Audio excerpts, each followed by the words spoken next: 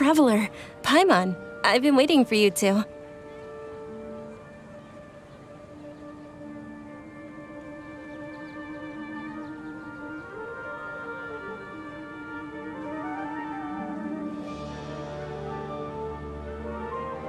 Good morning, Dunyarzad. We must have overslept a little bit. Not at all. I arrived early.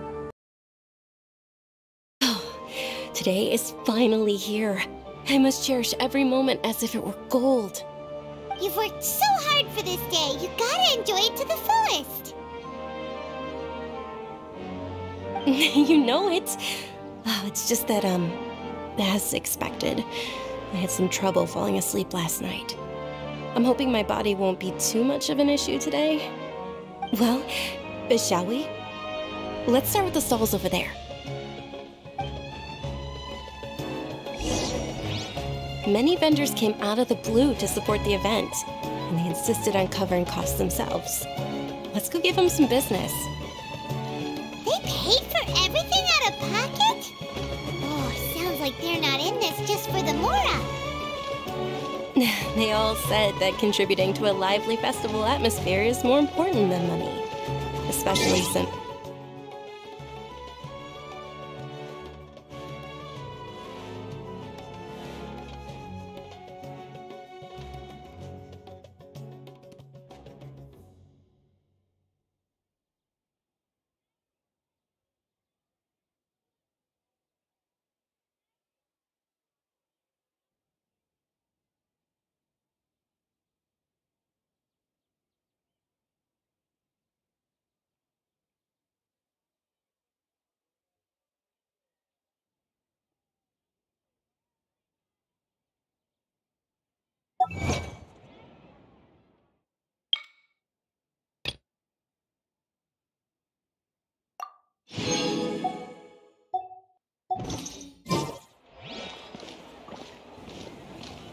Ooh, they're selling food over that way. Let's go take a look.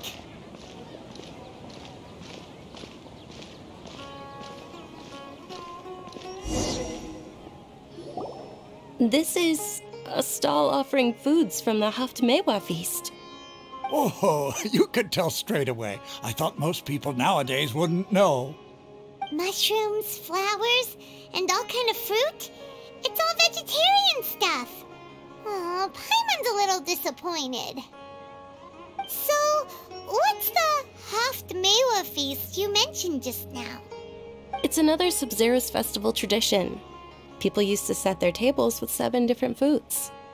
Generally speaking, the most common selections were foods like Rukushifa mushrooms, lunar lotuses, Sumera roses, sunsetias, kapalatas, hara fruits, and zaytun peaches. So, the Sub-Zero festival is a vegetarian holiday? You don't have to be a vegetarian to enjoy the spread. We just use the 7 foods to symbolize the 7 virtues of the Dendro Archon. Wait, but if that's the case, if Sumero uses vegetarian food to represent the Dendro Archon, then wouldn't the Pyro Archon's festival be full of food like roasted fowl, juicy meatballs, grilled steak? Oh, Traveler, we have to go to Natlon as soon as possible! I hope your wish comes true one day, Paimon. Thanks! Alright, how about we also check out some of these other stalls?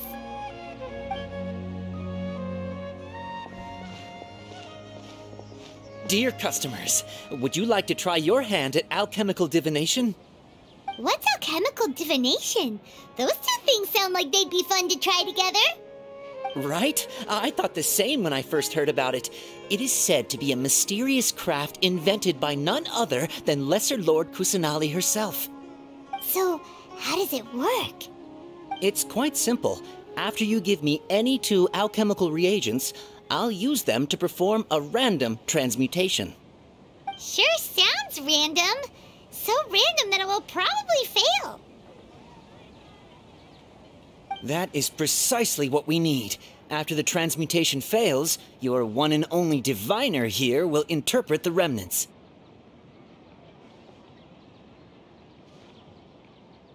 Well, according to Lesser Lord Kusanali, everything is interconnected. and all that occurs can be traced back to fate. You could say this is a pearl of old wisdom. Why does everything sound so much more credible when Dunyarzad says it? Are you guys working together? So that's the true wisdom behind it. This young lady sure knows her stuff. So, how about it? Want to give it a try?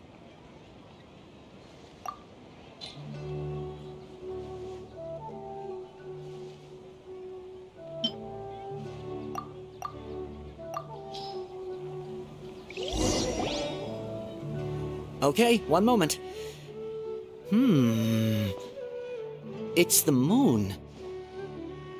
Paimon wants to take a look too! Is it?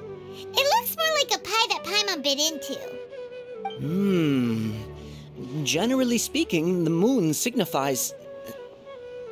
It means... Wait a moment. Is he really looking it up in a book? Oh, I remember now. It means illusions and lies. Illusions and lies? That sounds rather ominous. Yes, but this book says that if you trust your intuition and overcome your fears, the sun will surely rise. He's not even trying to hide his book anymore. Naturally, fate will only ever show you the beginning of a journey. It is up to you to forge your own ending. Oh, thank you so much. I'll keep that in mind. Oh, it's nothing. I'm just learning as I go. Guess that was still pretty interesting. Okay, on to the next stop. They say the Sub-Zerus festival was very lively a long, long time ago. Large flower carriages used to parade through the city. As they headed towards Port Ormos, people would throw flowers, candy, and liquor all along the way. Dunyarzad's eyes are sparkling right now. I wish I could have seen that spectacle. But if you ask me, I'm sure Nilou's Dance of Sub-Zerus would be just as impressive.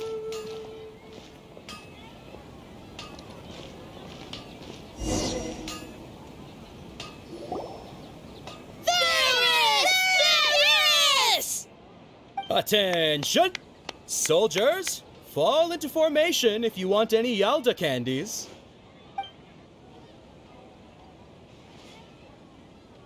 It's a weird guy with a weird hat. Hey, it's Dunyarzad! Wow!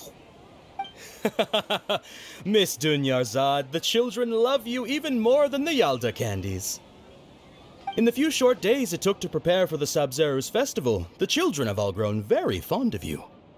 The Hallowed Knight of Flowers. It's an honor that you know my name. Attention! In the name of Ferris, the Knight of Flowers, I commend you on your contributions to the glorious Sub-Zerus festival. All right, little soldiers. Take your Yalda candies and don't forget your loyalty to Lesser Lord Kusanali. Dismissed! Yes, Knight Ferris! Just what is going on here? Ferris, the Knight of Flowers, is another Sub-Zerus festival icon, and one immensely popular with children. In the past, the actor portraying Ferris would also sit on a flower carriage. It's all thanks to Miss Dunyarzad's sponsorship that the children can make such wonderful memories today. As are we to you, Vihar. Oh, not at all. Oh, speaking of tradition, do you want some Yalda candies? They're a festival staple, and I happen to have some boxes readied here. Take a look and pick whichever one you want. Whichever one? Don't these boxes all look the same? That is the fun part.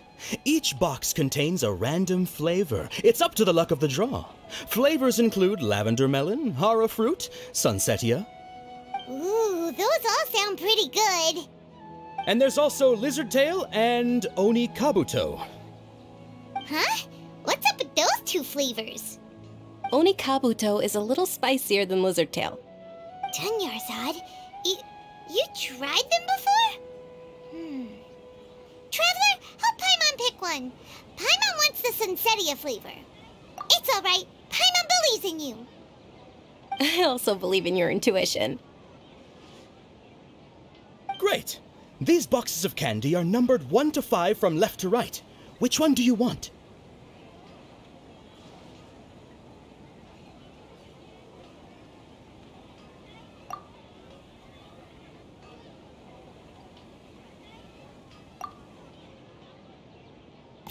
Attention! That's unfortunately lavender melon. Oh, Paimon thought you survived so many epic battles because you had incredible luck. But looks like Paimon was wrong. The Sunsetia flavored candy was in box number 4. How about this? The most important thing is that everyone has a good time at the festival. So please, take both boxes. Really? Thanks a lot, Knight of Candies. It's Night of Flowers, not Night of Candies. Paimon really wilted the carriageless Knight of Flowers. They all basically sound the same. We got our candy, so let's keep going. Oh, actually, I just remembered that I left something behind. Since you're here, can you come with me to get it? Dunyarzad, you probably forgot because you're so excited about the Sub-Zero's festival. How embarrassing.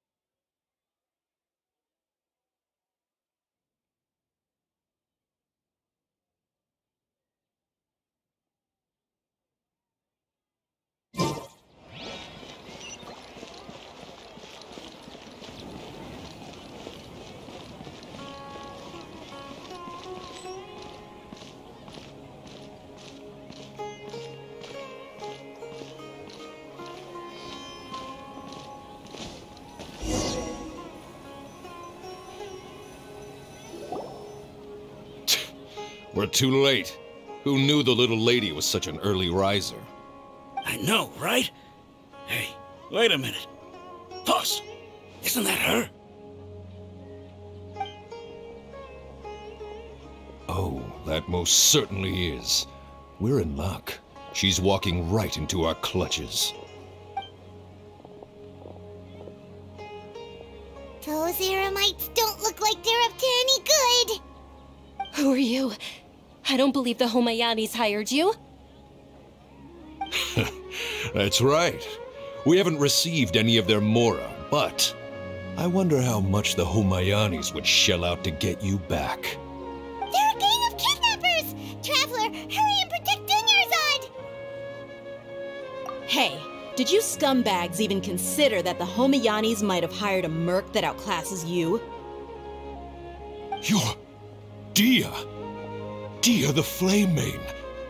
No wonder we mercs haven't heard anything about you for so long. You sold your unruly mane to the highest bidder. Don't speak so disrespectfully. My family started working with her as gratitude for her past kindness to us. Don't worry about it, my lady. Just some friendly banter between mercs. One punch and those rabid dogs will expose themselves for what they really are. Aren't your claws all dull by now? Don't get too cocky!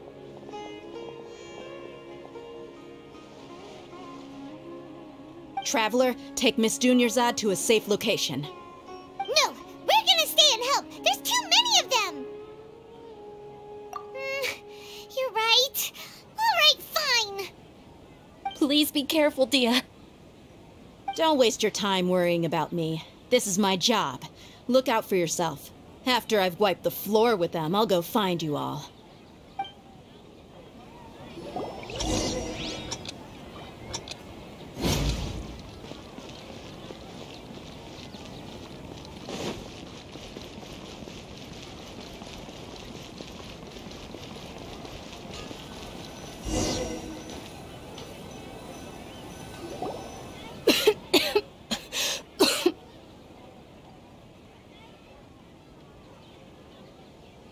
Dunyarzad, are you okay?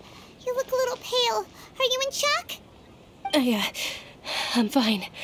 My body always reacts like this whenever I exert myself too much.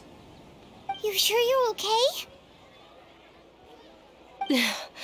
I'll be fine after some rest. I'm more worried about Dia. After all, none of this would have happened if I hadn't insisted on coming out today. Yeah, don't worry.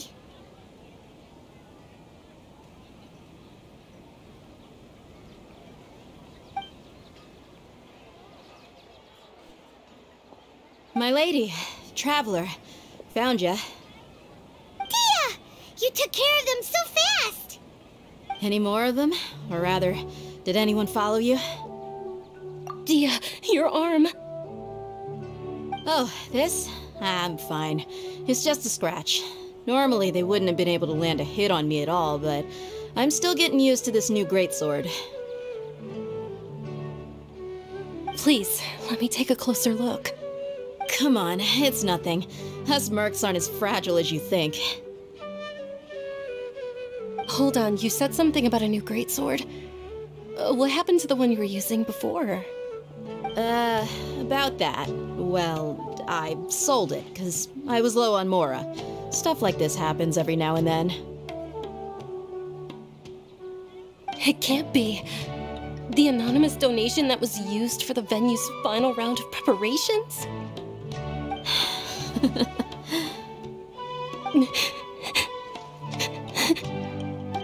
Hey, Miss Dunyarzad, I wasn't trying to make you cry, and I'm not gonna lose my commission because I made my employer cry, am I? Okay, making your employer cry won't affect your commission, but selling your weapon without permission and getting hurt? I'll have to reevaluate your performance. You're so unreasonable, my lady.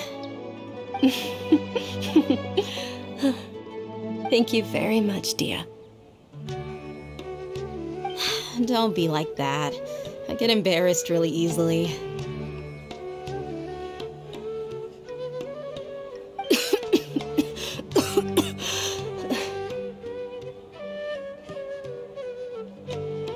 Are you feeling unwell again, Dunyarzad? My lady, your condition.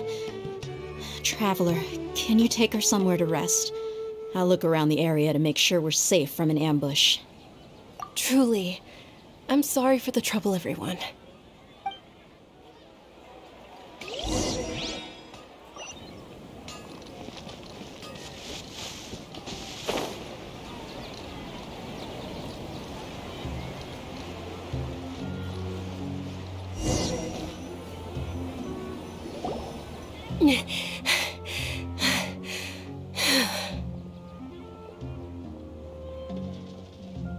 Are you feeling better, Dunyarzad? Yes, much better. Just give me a few moments and I'll be good to go. I didn't realize you were concerned about it. I guess I shouldn't continue to keep it a secret. I was actually born with Elazar. It's terminal now. Can't believe it's Elazar! Oh, you've already heard of Elazar. In that case, you probably know about its severity. Sumeru's current medical advancements still haven't been able to find a cure. The disease's progression can only be delayed through environmental therapy. Dunyarzad. There's no need to be sad. I've always lived with Elazar, and I came to terms with it a long time ago. Compared to the simple fact that I'm afflicted with this, its effects on my life have been much more painful. I know that my family loves me dearly. They've done all they can to provide the best environment for me so that I can live for that much longer. However, I know I will one day succumb to this. Did you know? Before I ran away from home this time, the world outside of my home didn't even know that I existed. Since I was a child, all I could do was sit on my bed and stare at everything outside of my window. I'm sure my family's worried and disappointed in me for running away, but I just didn't want to have any regrets. I wanted to meet other people. To me, there's nothing more beautiful than being able to meet and speak with others. Not to mention the incredible time spent preparing for the festival, the joy on everyone's faces here, and all the support I've received from friends like Dia. This way, when my final day does arrive, it will be less sorrowful. At the very least, many people will remember that I once existed in this world, right?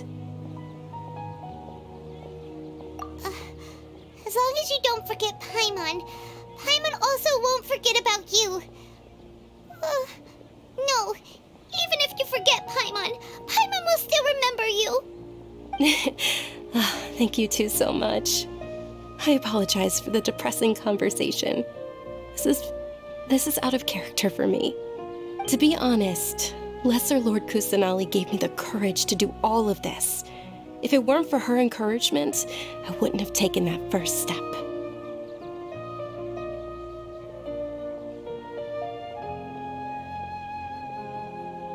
Thanks. There will always be frustrations in life, but I know that the point of living is not to leave behind any regrets. Oh, right! Isn't it almost time? Huh? Almost time for what? Isn't the Dance of Sub-Zeros about to begin? It's the part of the festival that I've been looking forward to the most. Nilou will recreate that legendary scene with her most splendid dancing. And the Sub-Zeros festival will conclude amid everyone's applause and blessings. And with that, my wish will also... Then what are we waiting for? Let's go to the stage! Yeah, we should still make it in time.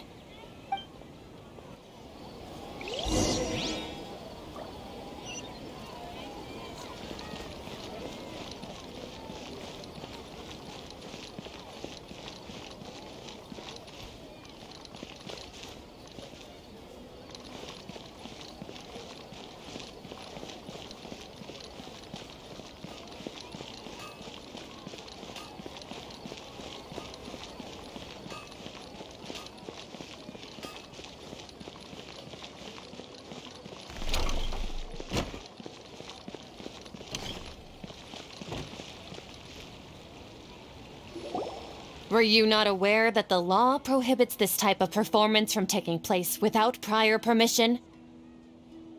Over there! Someone's yelling at Nilou! I think I just saw the Academia's Grand Sage. Why is he here in person? But the Dance of Sub-Zeros is one of the key parts of the Sub-Zeros festival. If we can't perform it... The Sub-Zeros festival. The law also prohibits the private hosting of large-scale religious festivals. Only the Academia can host such an event. If you continue to resist, we will have to order an investigation into every single event organizer. The Grand Sage has already granted you much leniency. I advise that you exercise tact. How did things turn out like this? The Academia was originally responsible for the Sub-Zeros festival, but they failed this responsibility for many years. I need to speak with them. This is a hard pill to swallow, but you're right. Things would only get worse. Art, dance, Aren't you ashamed of pursuing such frivolous and meaningless activities in this land of knowledge and reason? Our Archon created the utopia that is Sumeru City for all scholars who sought validity, verity, and truth, while people like you wish to defile it. No. I believe that our Archon never rejected the arts. Even the goddess of flowers dedicated a dance to her. With your lack of intellectual credentials, I do not believe you are qualified to debate with me. What you should be doing is finding workers to tear down this ridiculous eyesore.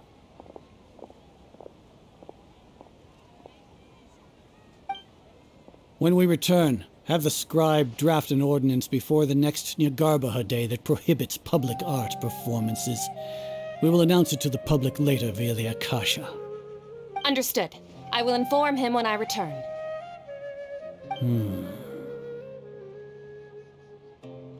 The Sub-Zeru's Festival. Go celebrate the birth of that god to your heart's content. Nilou, are you okay? Oh, Dunyarzad. You all saw that just now? The Grand Sage ordered us to stop the performance. Yeah. Let's go somewhere the Academia can't find us and perform there. But how do we let everyone know? And what about the atmosphere on the stage? Or we could get people to block them off so they can't interrupt the performance. No. They just threatened to investigate the organizers. If we were caught... Nilou, it's all right. Don't worry about it. But you've been looking forward to the Dance of Sub-Zero so much. And I know how important this festival is to you. I don't want you to have any regrets. It's okay. Seeing you care this much about my feelings is more than enough. It would be too risky to continue the Sub-Zero's festival at this point. I don't want to get everyone in trouble. If you say so. But you can sneak out for the next Sub-Zero's festival, right? We'll make sure the next one is a smashing success. The next one. Yes. Okay, it's a promise. It will be a smashing success. Paimon can't believe this is how things turned out. Those heartless geezers. It really is okay. There's nothing we can do about it. Still, I'd be lying if I said I had no regrets. I would have loved to see Nilou's dance.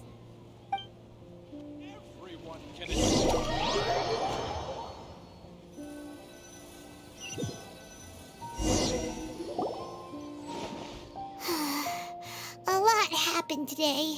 It's a shame the festival ended the way it did. Nilou and Dunyarzad promised to make the next Sub-Zero's festival a success, but Dunyarzad is running out of time. Yeah.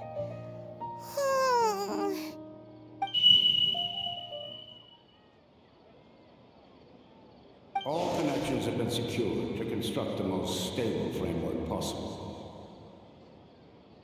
The project has entered its most critical phase. Power has begun to flow from...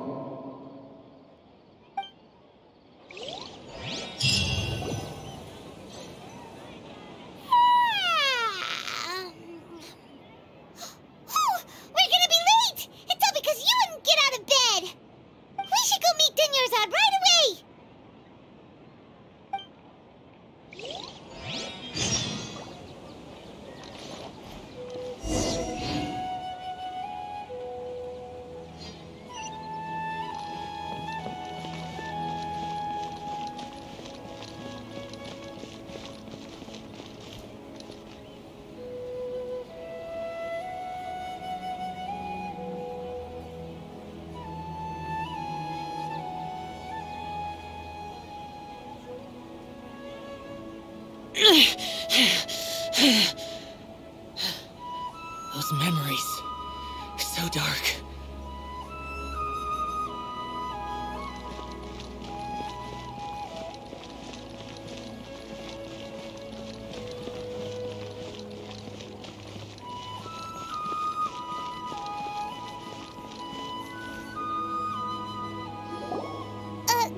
morning, Dunyarzad.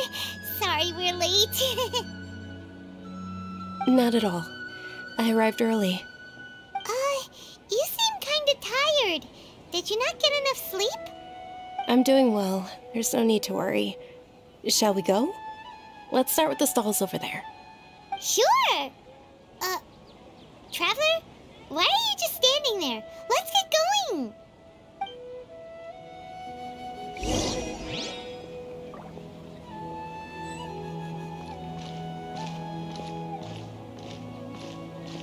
Ooh, they're selling food over that way! Let's go take a look!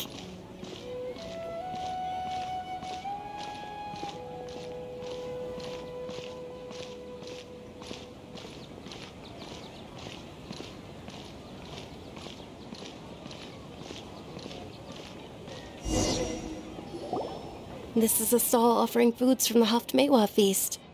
You are quite well informed, miss. I thought most people nowadays wouldn't know. They're all plants! Oh, Paimon's a little disappointed. Actually, what is the Haftmewa feast you mentioned just now? It's one of the Sabzeruz festival's traditions. People used to set their tables with 7 different foods to symbolize the 7 virtues of the Dendro Archon. Remnants appear to be in the form of the moon. Really? Paimon thought it looked like some kind of food. The moon signifies... It's escaping me for now. Wait a moment. Is he really looking it up in a book? Oh, right. It means illusions and lies.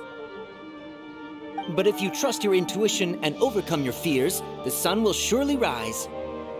Understood. I'll keep that in mind. Oh, it's nothing. I'm just learning as I go. Guess that was still pretty interesting. Okay, on to the next stall.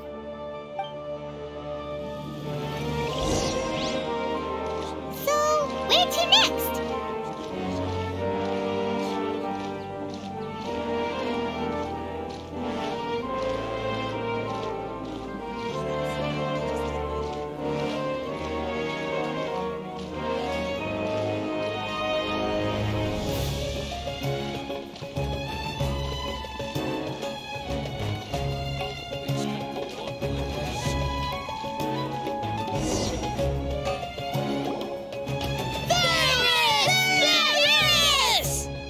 All right, soldiers. Now that you have your Yalta candies, don't forget your loyalty to Lesser Lord Kusanali.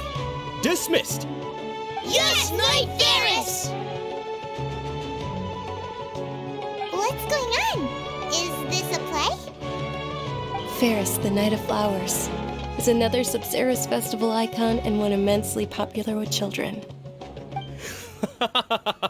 It's all thanks to Miss Dunyarzad's sponsorship that the children can meet the Knight of Flowers. Oh, do you want some Yalta candies? I happen to have some boxes readied here. Take a look and pick whichever one you want. What's to pick? Don't these boxes all look the same? It's not that simple. Each box contains a random flavor. It's up to the luck of the draw. Flavors include lavender melon, hara fruit, sunsetia. Ooh, how interesting. And there's also lizard tail and oni kabuto. Ugh, why do those flavors even exist? Traveler, help Paimon pick one. Paimon wants to eat the sunsetia flavor. Great! These boxes of candy are numbered 1 to 5 from left to right. Which one do you want?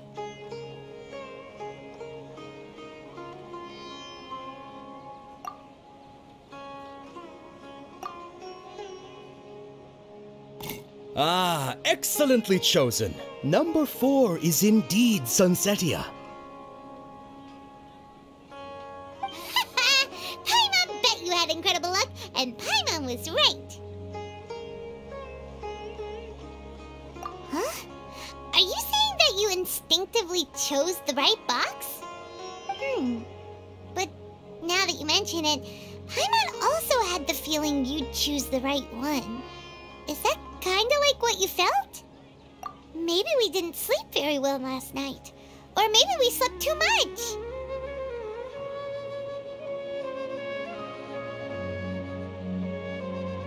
Oh, sure. Huh? Where are you going? You're just gonna walk off like that?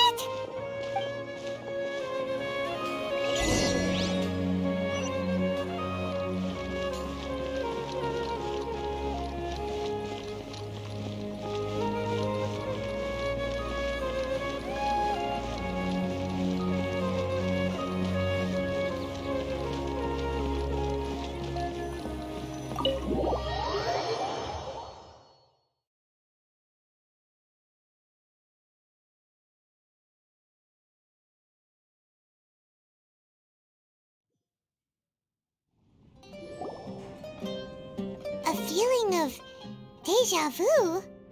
Oh, Paimon knows what that is. It's when you feel like you've already experienced whatever is going on.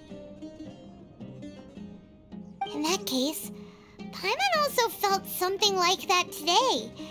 But that's just our brains playing tricks on us, isn't it? So why'd you run here in such a hurry?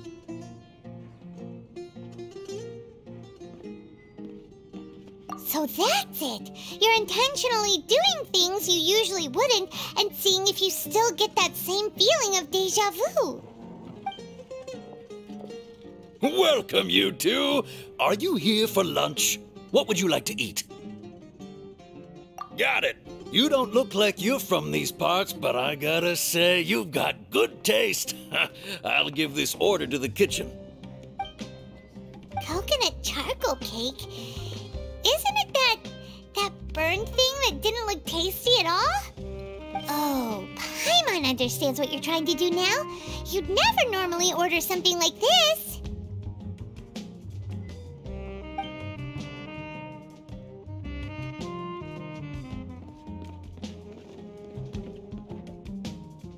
That thing? Are you really gonna eat it? Isn't this going a bit too far?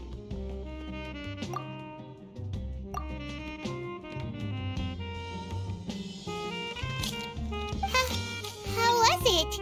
The look on your face is telling Paimon that it tasted awful.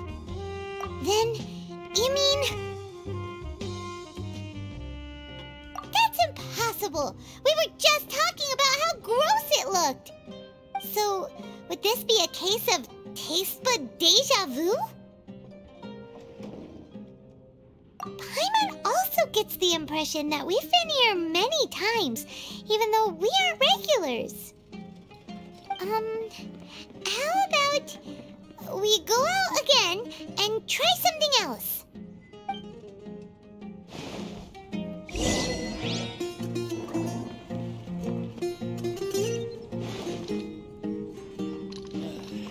Just feeling the atmosphere here.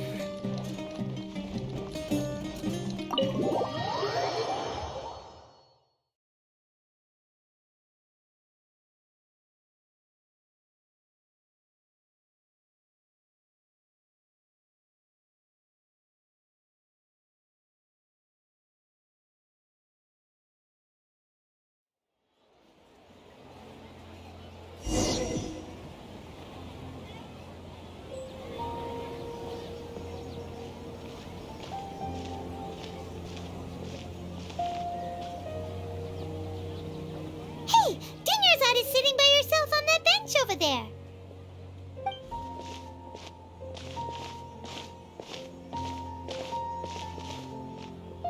What a coincidence, Dunyarzad. We meet again. Why are you sitting here all by yourself? Oh, I ran into some kidnappers just now, but thankfully Dia came to my rescue.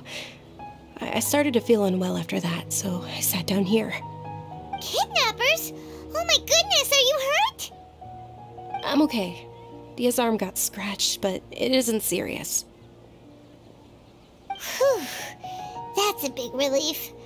But, Dunyarzad, you seem a little down today. It's the Sub-Zero's festival, and you've been looking forward to it so much. Not at all. I've always been like this. Excessive physical exertion or strong emotions tend to aggravate my illness. Besides, no matter how amazing today may be, it is but a single day. After however many more days, my time will come to an end. Paimon doesn't quite follow you, and Paimon feels like something's really got you down right now.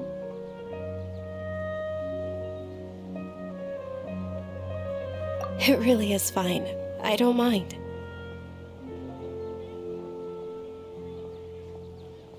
Huh? Did something happen? Dunyarzad, have you ever felt deja vu? You know, like when you've already experienced something that's happening right now? Deja vu? No. But my days have been the same for years now. Even if I were feeling deja vu, I suppose I would already be used to it. Oh, Paimon sees. Then, is it only the two of us? It's almost time. Huh? Time for what? Nilou's Dance of Sabzeruz is about to begin. Let's go.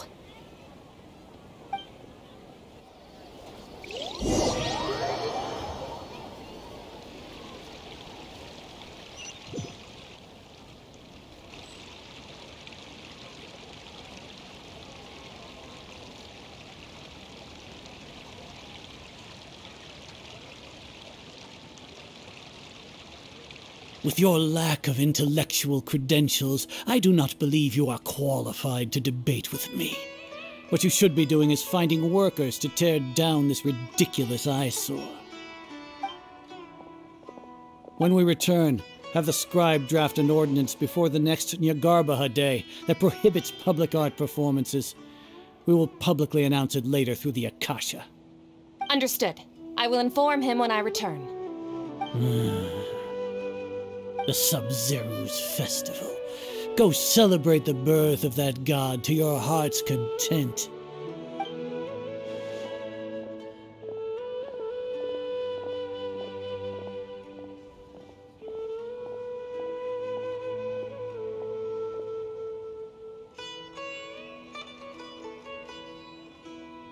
Nilou, are you okay? Oh, Dunyarzad. The Grand Sage ordered us to stop the performance. It's okay. There's nothing we can do about it. But you've been really looking forward to this. I don't want you to have any regrets. It truly is unfortunate, but I don't want to cause trouble for anyone. Didn't the Grand Sage say that he might investigate the organizers? True, but... well, okay. I'll just have to try again next year. The next festival. I probably won't be around by then. Wait, what did you just say? No, nothing. I'll be heading back to rest. Thank you for your help, everyone. Paimon can't believe what those heartless geezers did!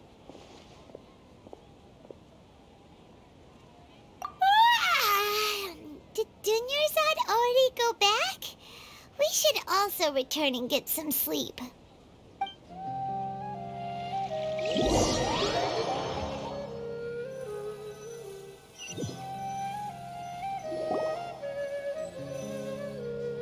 in the end, you still couldn't figure out what that deja vu feeling was all about?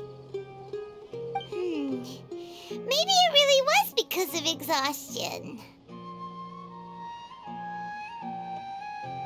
Same here. That's why Paimon stopped thinking about it halfway through the day. Then, how about we settle in and get a good night's sleep? For now, we can chalk things up to exhaustion. We could do more thinking tomorrow.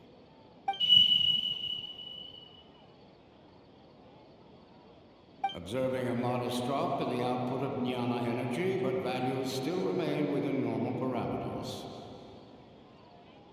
Continue to monitor for variances in the data and find the cause as soon as possible.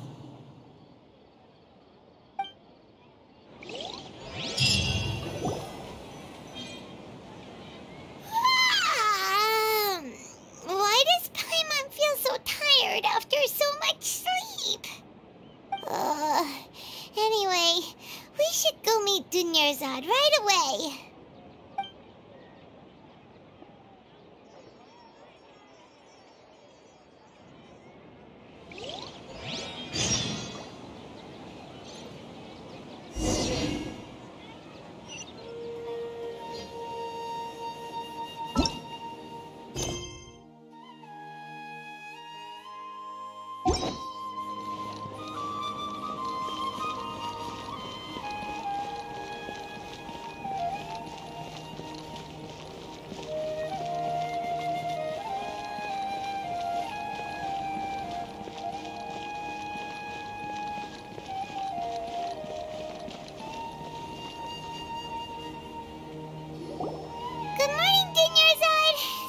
Keep you waiting.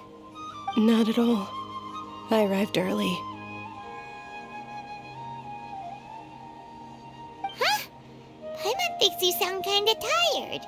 Did you not get enough sleep? I'm doing well. There's no need to worry. Shall we go? Let's start with the stalls over there. Great idea! Let's get going! Traveler?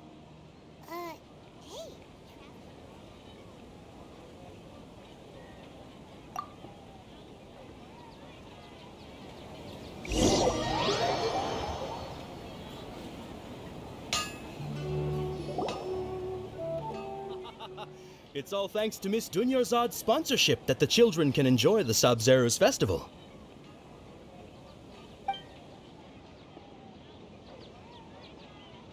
Oh, are you interested in Yalda candies? I have some boxes of candy here. Pick whichever one you want. Not much of a choice. All these boxes look the same. It's not that simple. Each box contains a random flavor. It's up to the luck of the draw. Flavors include lavender melon, hara fruit, sunsetia. They all sound pretty tasty. And there's also lizard tail and oni kabuto. Huh? What were those last two? Hello. No problem. These boxes of candy are numbered 1 to 5 from left to right. Which one do you want?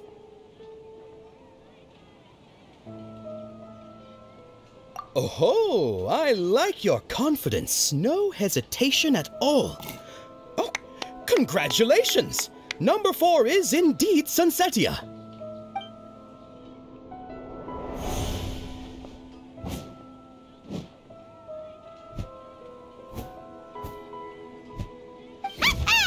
Paimon knew he always had incredible luck.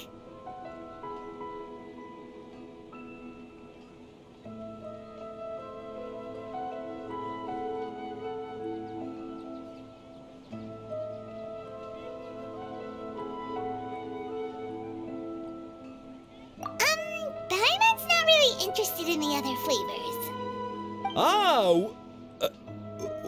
Wait. How did you know? Don't tell me that you already knew which flavor was in each box. What? He was right about all of them? That couldn't have been luck. How is this possible? I packed all those boxes this morning and they've been sealed ever since. You couldn't have known beforehand.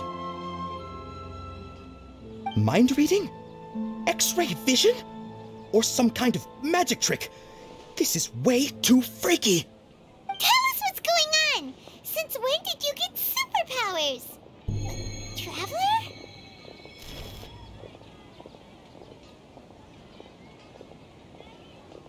Hey, where are you going?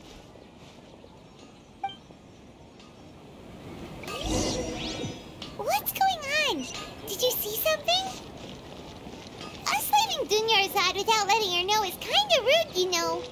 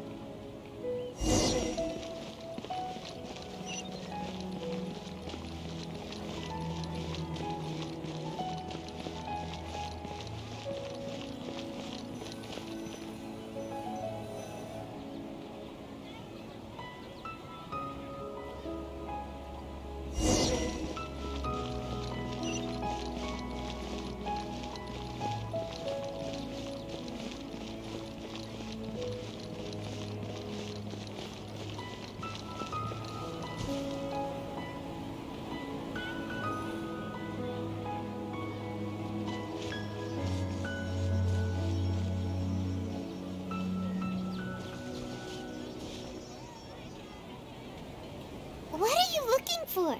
Why did we come here?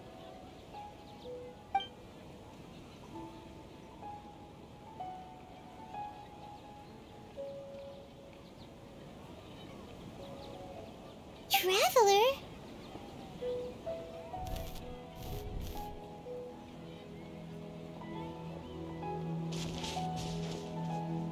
That's...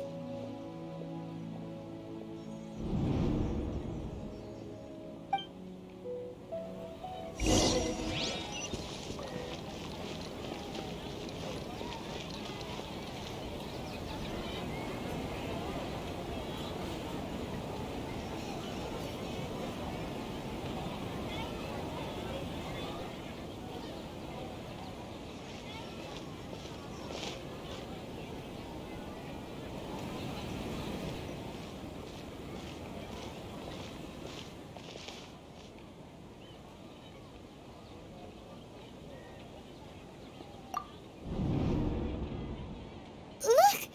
That's... Isn't that Dunyarzad? What's happening here?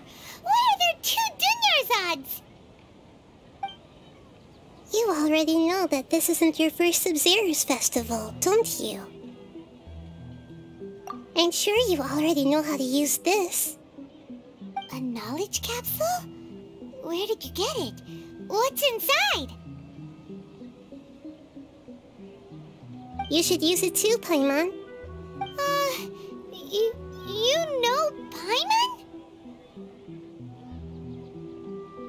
Well, this seems kinda sketchy, but Paimon feels like this is what we should do.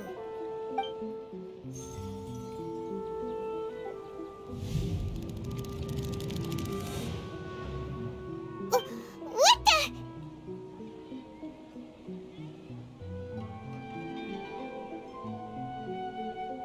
This is our 20th time at the Sub-Zero's festival? Huh? No. The 30th? 40th? Just how many times have we been to the Sub-Zero's festival? Have we been trapped in a single day? If it weren't for you, we wouldn't have even realized. What the heck was inside that knowledge capsule? Your memories are still scrambled? Try your best to remember. This isn't the first time we've met, and I answered that question a long time ago.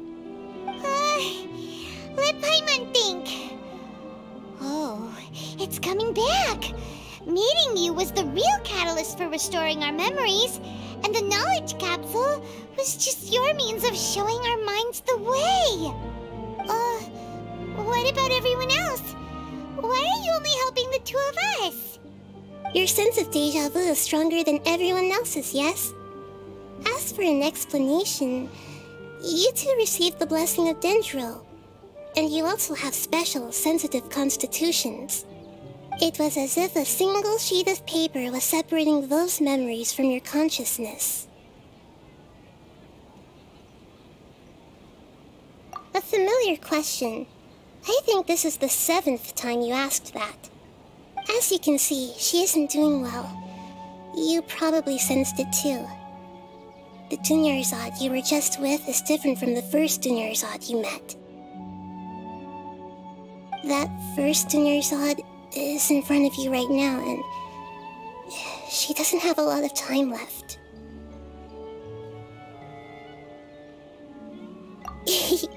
Looks like you're almost done sorting out your brain. Oh yeah, I'm Nahida. Good, you passed the test. What's happening? You can awaken our memories, and you seem like you know what's going on. Oh, wait, please don't tell Paimon even you don't know. Everything in this world runs in a loop. This cycle is called the samsara. You, me, and everyone else are all stuck inside the one-day samsara. As for the truth, that's on you to find out.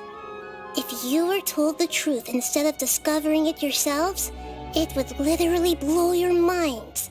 I don't know how you'd be after that. I can only give you surface-level help, like bits of information and subtle hints. For the rest of the time, I'll be doing all I can to slow down Dunyarzad's illness. She looks like she isn't doing well at all. Her illness gets worse after each Sub-Zero's festival. If we can break out of the samsara, I might be able to save her. But as things are right now, she's just a small bird in the sky that's about to lose its last feathers. All I can do is raise a gale to delay her fall. You sure love to use weird analogies. Analogies are wonderful tools. They let you use existing knowledge to understand unfamiliar things. Okay, so, with what you know so far, what do you think the truth is?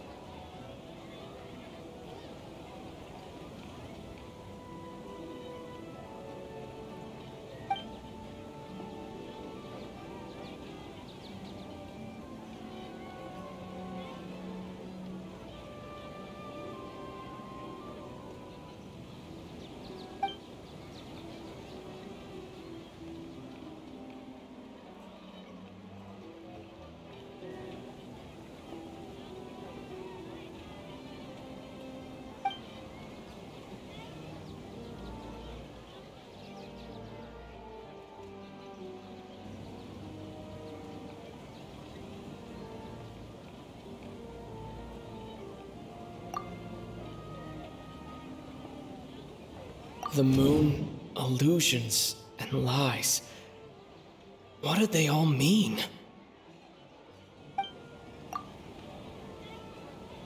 What's happening right now seems to have happened before. This feeling has been getting stronger and stronger.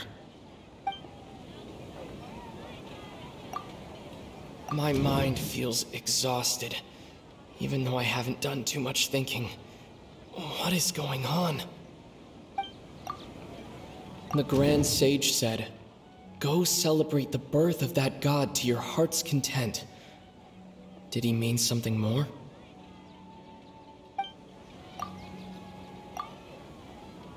We've already experienced the Sub-Zero's festival many times, and the day of the festival seems to be in a perpetual samsara. The Grand Sage said, "Go celebrate the birth of that god to your heart's content." Did he mean something more?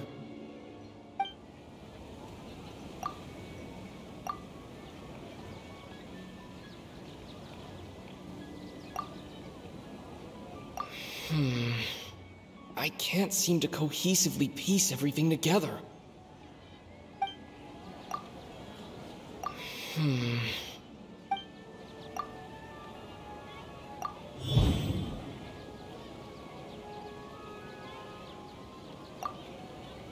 That should be it. The flow of time is endlessly cycling within one single day.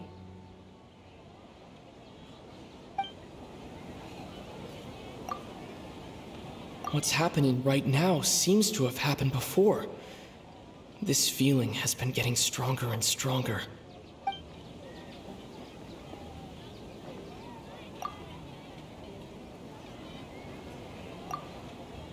The Grand Sage said, "Go." The moon, illusions, and lies. What do they all mean?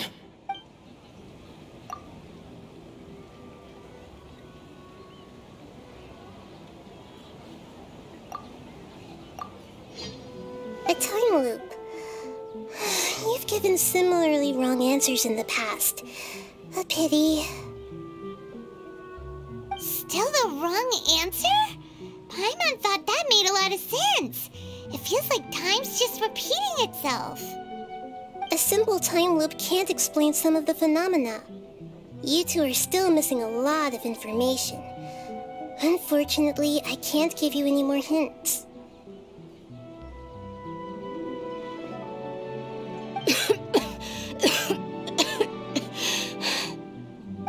Charizard!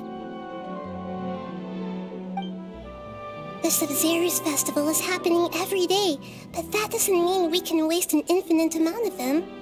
Hurry and find the truth before today's festival ends.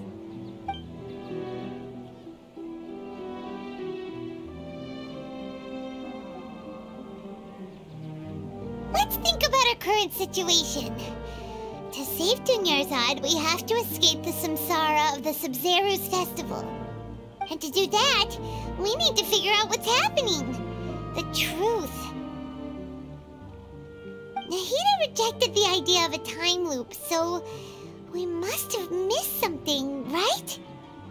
Paimon's memories say that we've already done this many times, but let's go talk to people again.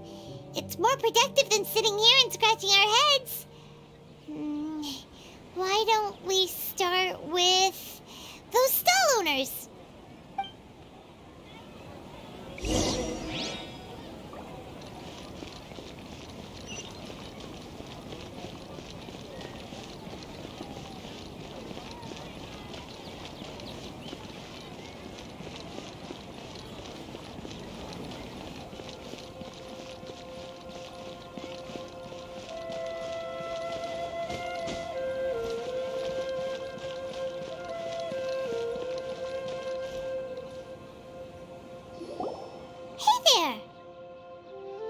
Hey, it's you guys again. Where's your cultured friend? She's feeling a little unwell. I see. Did you come back to buy something? I guarantee the freshness of my products. I harvested them from the forest just yesterday.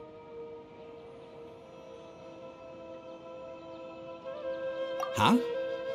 What brought this about? I hurried back from the forest yesterday, and I'm selling produce here today. I haven't felt anything strange. To put it another way, if you really think about it, was yesterday truly yesterday? Did you actually come back from the forest yesterday? What kind of philosophical nonsense is this? Are you two daydreaming? Didn't you know that no one dreams in Sumeru? Go somewhere else if you want to find someone to daydream with.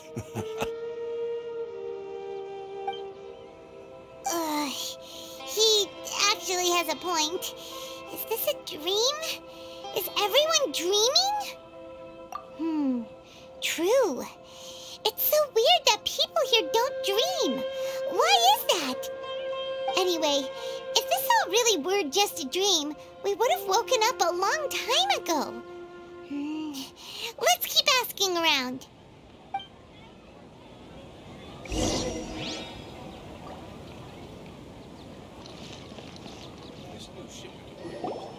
Oh, it's you two. Was my divination so accurate that you felt compelled to compliment me in person? Ooh, I knew it! I told you, the god's divination is highly accurate.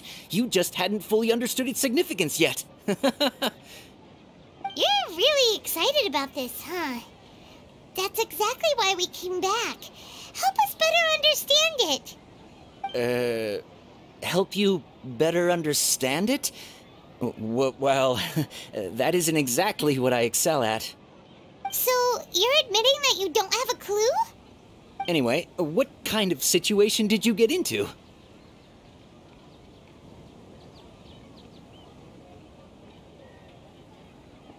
Huh? Hold on a second. I thought you guys just lost your wallet or fell for a scam. What you just said, are you serious? Does that kind of thing actually happen in real life? Paimon knew you weren't going to believe it. Marvelous. Truly marvelous. I believe you. Recall the interpretation of your divination, the moon, illusions, and lies. It really felt like an omen. When you say it like that, the divination does sound like it's related to what's going on. Can you read any more into it? I believe that the Archon's revelations are never more than vague hints. Anything more specific is beyond the reach of mere mortals. The book only says, if you trust your instincts and overcome your fears, the sun will surely rise. So that's how it is. Looks like fortune-telling is just fortune-telling. It's no good for practical problems. We haven't made any progress. Who else can we talk to? Paimon remembers that we tried talking to her a couple of times, but she always thinks we're playing pranks on her. You think she'll brush us off again? Yeah, if we tap into Dia's strong sense of responsibility as a mercenary, then she'll definitely take us seriously. At this time of day, Dia's probably just finished beating up those kidnappers. Let's go find her.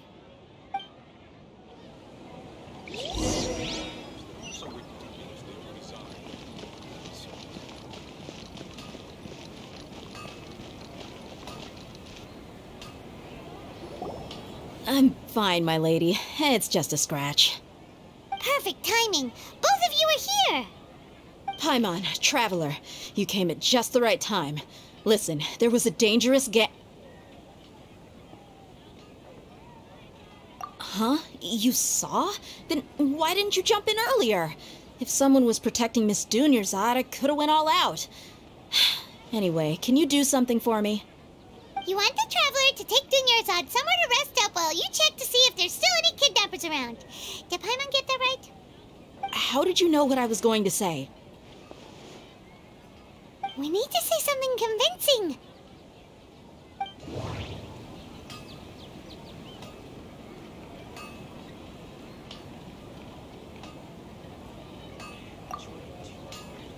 The moon, illusions, and lies. What did they all mean? Dia sold her greatsword to raise additional funds, and then she was injured because she wasn't used to her new weapon. People in Sumeru don't dream. What a strange phenomenon. My mind feels exhausted, even though I haven't done too much thinking. What is going on?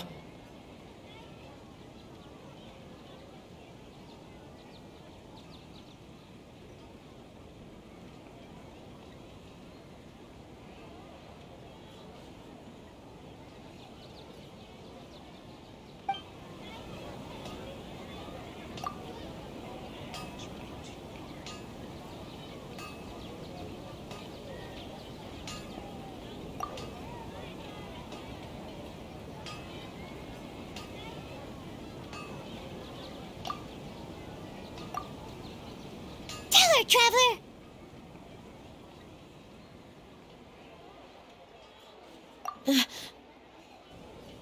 I didn't tell anyone about that. Including Miss Dunyarzad. You couldn't have known. And just now, you literally took the words right out of my mouth. What's going on? All right, so this is the situation.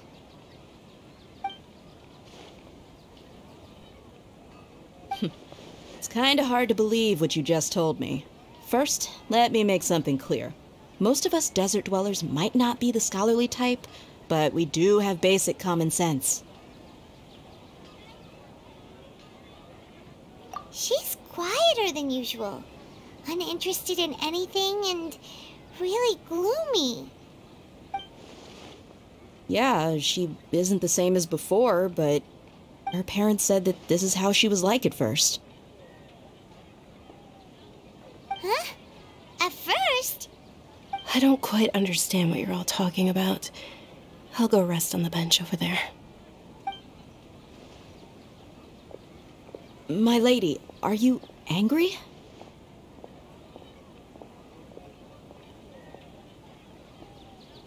All right, I'll give you the benefit of the doubt since you knew about my greatsword. Let's make this a quick trip. Miss Dunyarzad isn't completely safe here.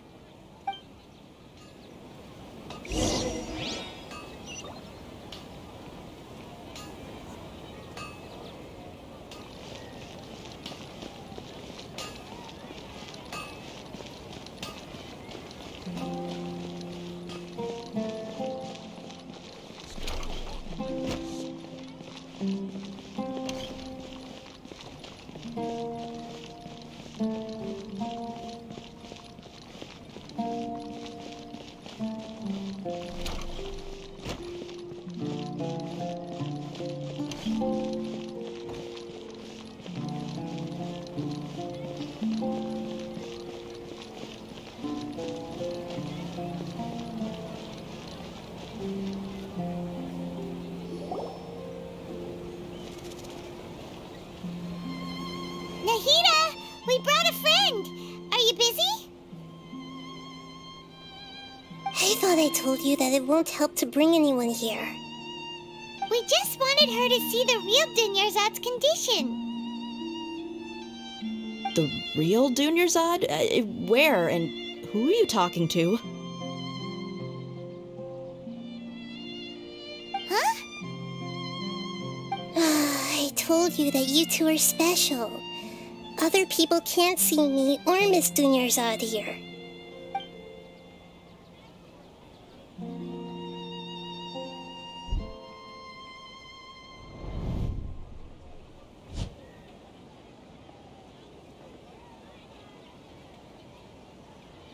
Hold on.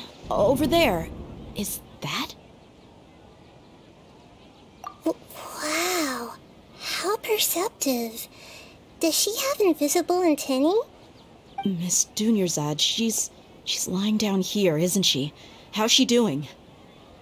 Her condition's really bad, and she's basically in a coma. How did you know she was here? I can sense her aura. There are also lingering feelings of something like regret or disappointment. What happened? Do you believe us now? The Sub-Zero's festival has been repeating itself. So, you think the sages are behind this? Yeah, they've always been against us. Wouldn't surprise me if they're using the Akasha to intentionally repeat the Sub-Zero's festival as a sick joke. You have a point.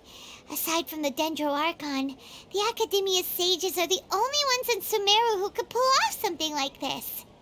Maybe there's more to the Akasha than we know. Right!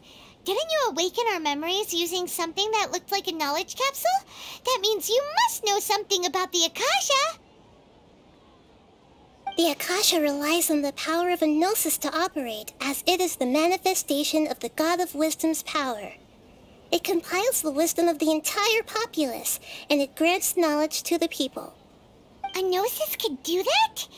No wonder the Akasha is so magical. It's being powered by the gnosis of Sumeru's Archon. So, this Nahida you mentioned, what did she say? She said, and Paimon quotes, "The Akasha relies on the power of a gnosis to operate, as it is the manifestation of the God of Wisdom's power. It compiles the wisdom of the entire populace, and it grants knowledge to the people." Compiles the wisdom of the entire populace and grants knowledge to the people. Wait. I get the grants knowledge part. That's what people have always used the Akasha for. But compiling the entire populace's wisdom? How does that work? Did she mean that the sages enter new knowledge into the Akasha? Oh, yeah. That sounds about right. What do you think?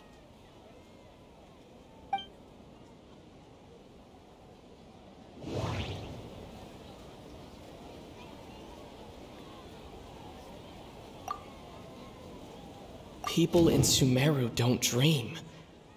What a strange phenomenon.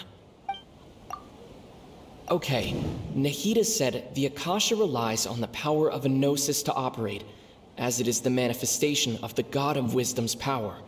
It compiles the wisdom of the entire populace, and it grants knowledge to the people. My mind feels exhausted, even though I haven't done too much thinking. What is going on? What's happening right now seems to have happened before. This feeling has been getting stronger and stronger. That doesn't sound right. I need to carefully think things through.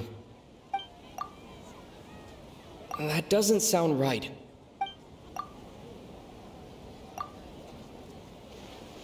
You mean the Akasha is causing our mental fatigue?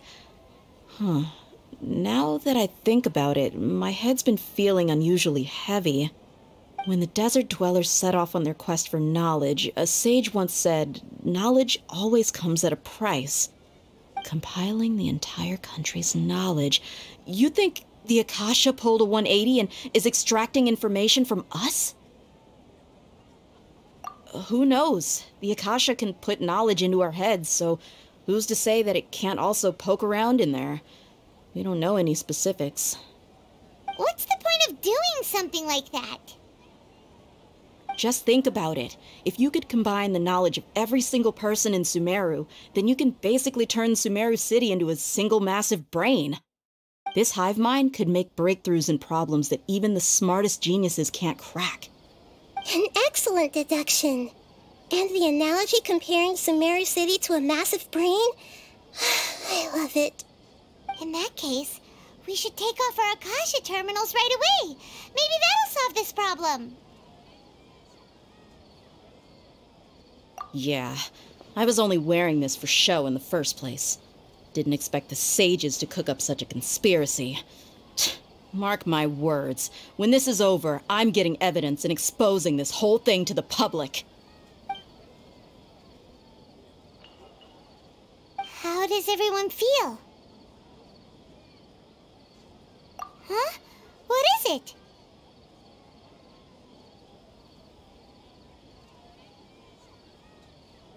Oh, that! Paimon knows what you're talking about. It's a single soft beep that sounds like it's coming from the Akasha terminal. The sound of a beep. Could it be a prompt tone for when the Akasha is operating? That's probably an important clue. We weren't using our terminals, but we heard a beep anyway.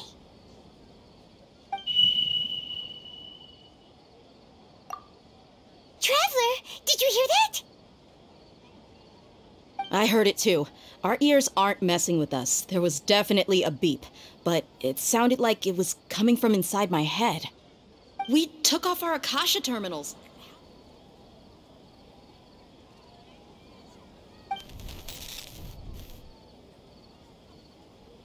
Phase runtime has exceeded its expected length. At this rate, there may be casualties. But we cannot lose all of our progress.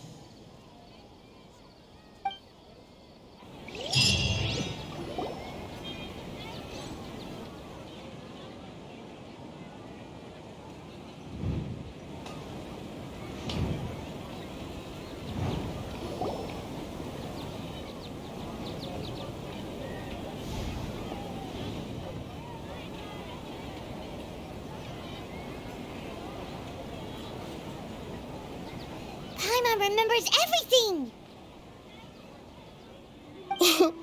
Good. You adapted quickly this time.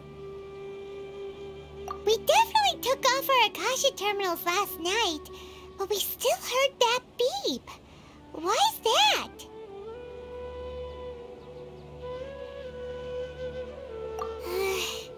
But now we can at least confirm one thing. The Akasha definitely has something to do with whatever's trapping us in this cycle.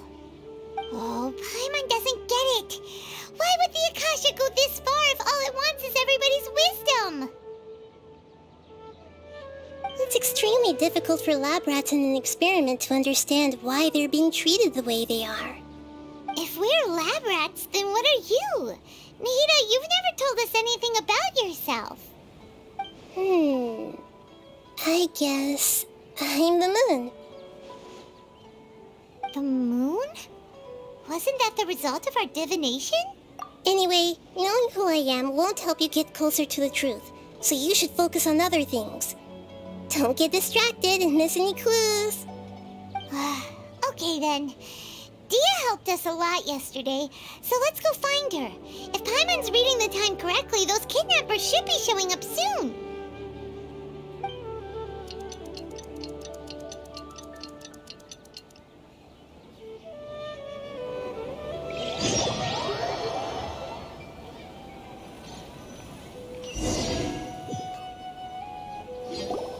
Ah, there you are. I've already taken care of those kidnappers. My lady, did you get hurt? Dia? What's wrong? Why are you both gawking at me like that? You didn't get hurt this time. Huh? What do you mean this time? Why are you so surprised that I managed to get out unscathed? Those kids were amateurs.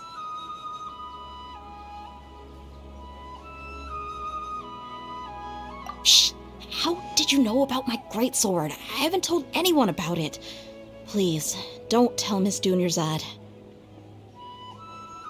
So Dia's lost her memories after all.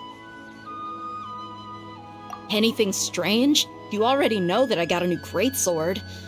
If I had to say something, it's weird how such a new weapon could feel so familiar.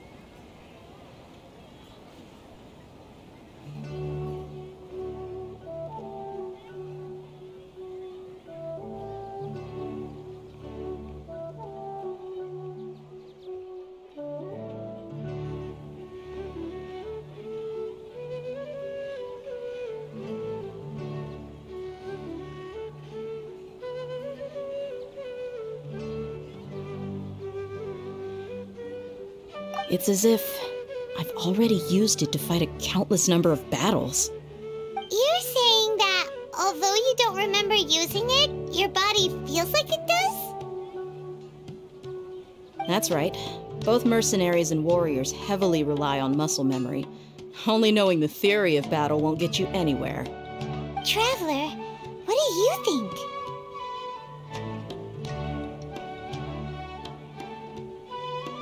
Yeah, Paimon's feeling really hopeful. Oh, you're right! Earlier in the Samsara, something like this would have never happened. I have no clue what you two are talking about, but it's still dangerous here, so... So you want us to take Dunyarzad somewhere else to rest while you check if there are still more kidnappers around, right? How did you know what I was gonna say? Can you read minds? Forget it. Go and do your thing.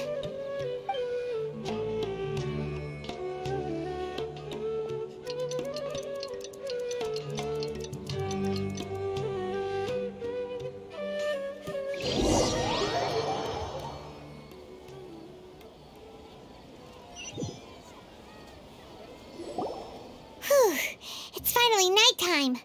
Aside from Dia not getting injured, Listen, Nahida, we found out that Dia got out just fine today, even though she got injured every other time she fought the kidnappers. Do you think the Samsara has been broken? Have we saved Dunyarzad? Really? Good job on all that progress. Get some good sleep tonight.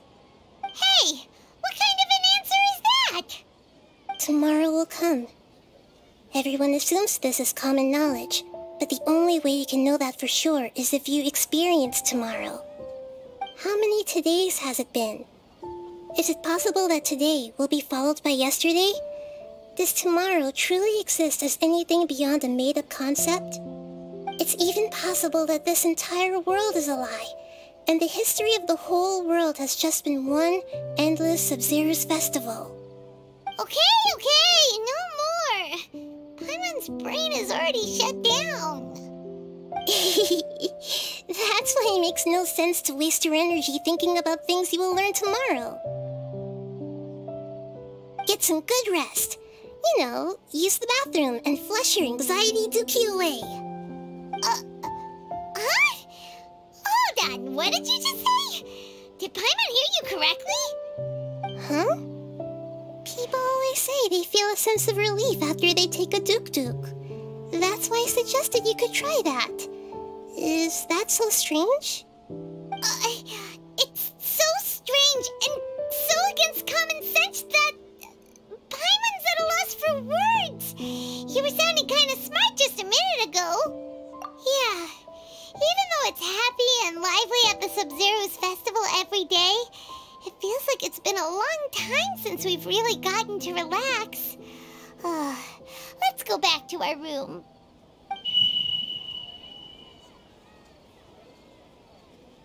Continue the harvest. Compared to what we stand to achieve, these sacrifices are trivial.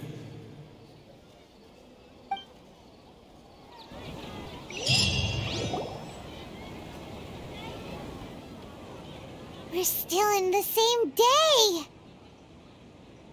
Nahida, you already knew last night that we didn't break out of the Samsara?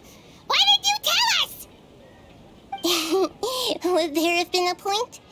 You would have spent the night with new worries, with tomorrow still out of reach. In that case, you might as well rest within that brief moment of hope. An opportunity like that doesn't come by often, and I thought it might help you clear your minds. Paimon thought the Duke did that! Whatever. Guess you were looking out for us after all. Of course. In the time we've been together, you two have been everything to me. Paimon's flattered and everything, but maybe you're taking things a little fast. What I mean is, even though I had asked you to solve this puzzle, you two are still the only ones who can see me and sense my presence. In other words, if you weren't here, I may as well not exist. That's why you two have been everything to me. Get it? Nahita's talking about confusing stuff again.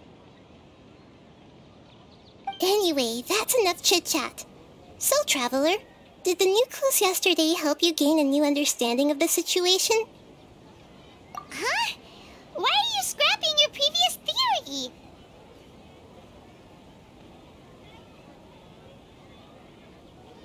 Oh, yeah! You're right! Gosh, how did we not notice that? In a simple time loop, people's physical conditions should also reset. So, what's your new hypothesis?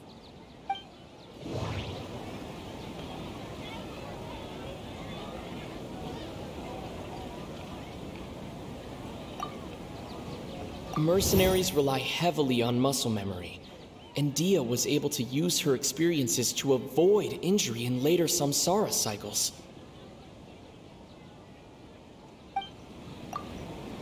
The moon, illusions, and lies. What do they all mean? The beep is a prompt tone for Akasha operations. We still hear it every night, even though we removed our Akasha terminals. Okay, Nahida said the Akasha relies on the power of a gnosis to operate, as it is the manifestation of the God of Wisdom's power. It compiles the wisdom of the entire populace, and it grants knowledge to the people. We've already experienced the Sub-Zerus festival many times, and the day of the festival seems to be in a perpetual samsara.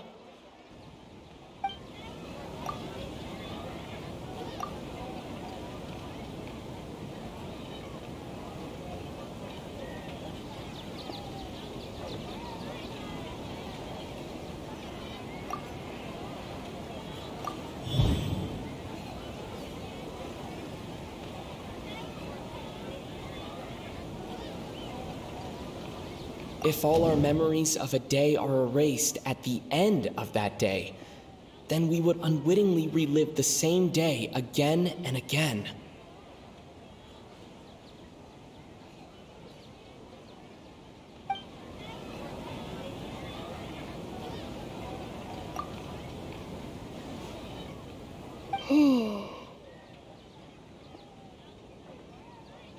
Oh! Then the beep we hear every night could just be indicating the deletion of our memories. That's why when we wake up, everyone thinks the Sub-Zero's festival hasn't happened yet. It's already the next day, but everyone still thinks it's the day before. But muscle memory can't be erased. That's why Dia has been getting better at using her greatsword. Now everything makes sense. A brilliant deduction. Nahida, tell us if we're right or wrong. To put it simply, it's as if you've mistaken a pyro crystal fly for a firefly in the night. You lost sight of its true nature because you focused too much on your perception that it glows. That isn't simple at all! Why don't you go talk to Miss Dia again? You might learn something new. Right! She did help us find our latest clue after all. Let's go!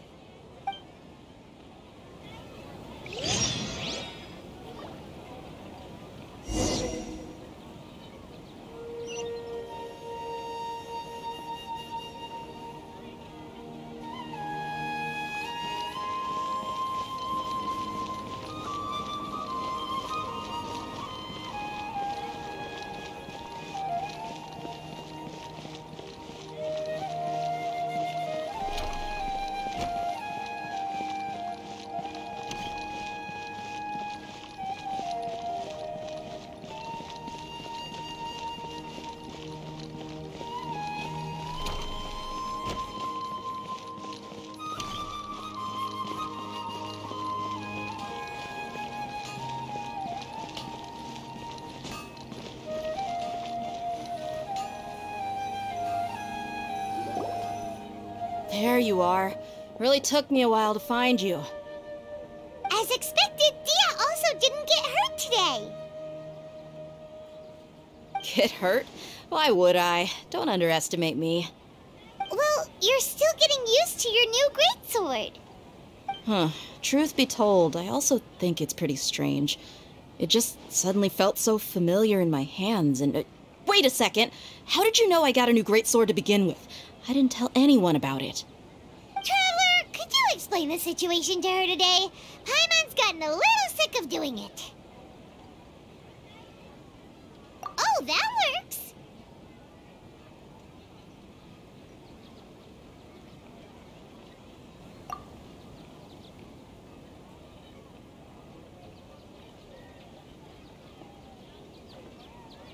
What happened to you guys while I was gone? Did you get brainwashed by some cult? Don't think too hard about it. Just take what we're saying at face value. All right then, let me get this straight. You're telling me that my body's already gotten used to this greatsword, but my brain just doesn't remember it? Yes, your memory's being erased every day. Then I'd have to disagree. That's impossible. Oh? Why do you think that? If we've actually been reliving the Sub-Zeru's festival day after day, then what happened to the things we used, the money we spent, the food we ate? Common sense says my wallet should have emptied itself a long time ago. There's no way I wouldn't have noticed that.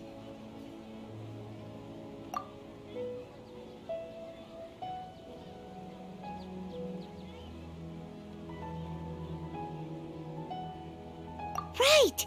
They could use the Akasha to record what everyone did that day, and then use the city's resources to replenish everything! It's not very likely, but it's also not impossible. No, it is impossible. I've got proof. You have proof? Where? You two are surprisingly serious about this nonsensical discussion. Fine, I'll play along for a little longer. Come with me, Miss Dunyarzad. Please come along as well. I still can't guarantee that this area is safe.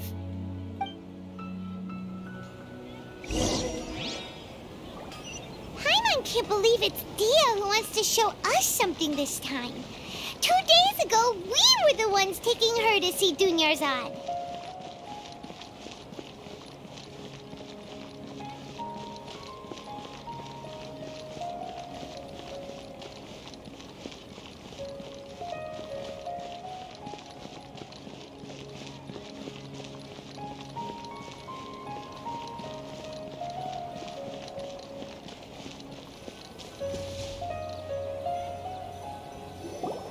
This is it.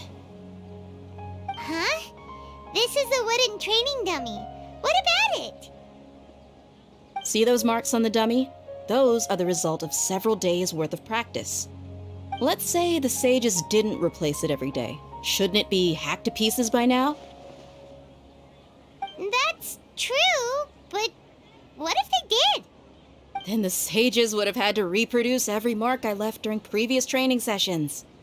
I'm a professional fighter. My martial school has always emphasized the importance of refined control.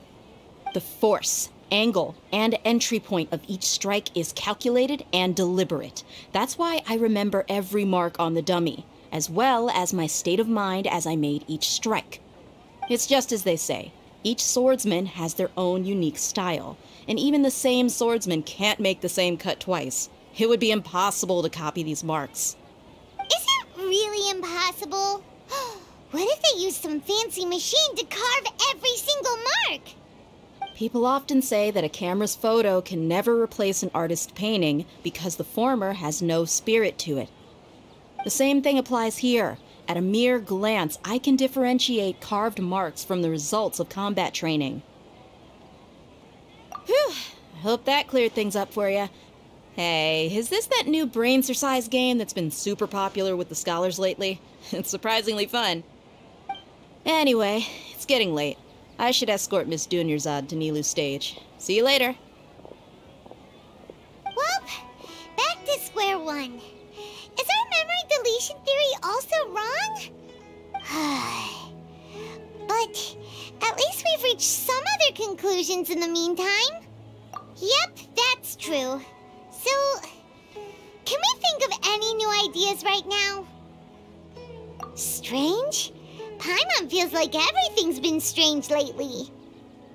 Huh? Leaving the city? You're right! It's really strange how we never thought of such a simple solution! Many things should become clear if we can confirm the flow of time outside of the city. Paimon can't believe it! Did we miss this because we're tunnel visioning too hard on our other theories? Or because we're just too tired?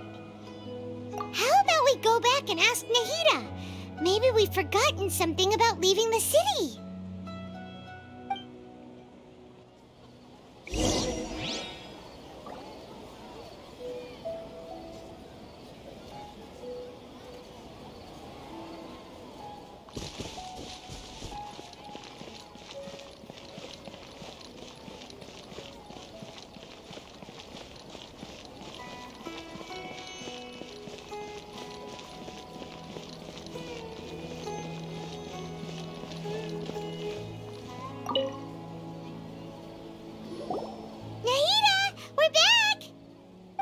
Early today. Did you find something new? Sort of. We're mostly sure now that we're not in a time loop. And we also aren't in the real world. But at the same time, we have a new question. Leaving the city. As far as I remember, you've mentioned your plans to do that twice before. We did? But we don't remember anything. What happened after we talked about those plans? What did we say when we got back? Let me think. I don't think you ever actually told me what the outcome was. Oh, it's probably more accurate to say that both times you never came back the whole night. But you two sometimes stay out the entire night anyway, so at the time, I didn't think too much about it. It is true that sometimes we lose track of time during our investigations. Before we know it, it'll already be the next day. But still, neither of us remember anything about leaving town. Really? That's kind of strange. In theory, I should have already awakened all your memories. Yep, something here's definitely fishy. Let's get to the bottom of this tomorrow.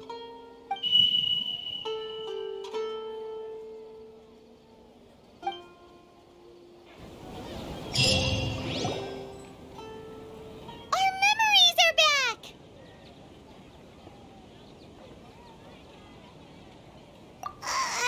About that...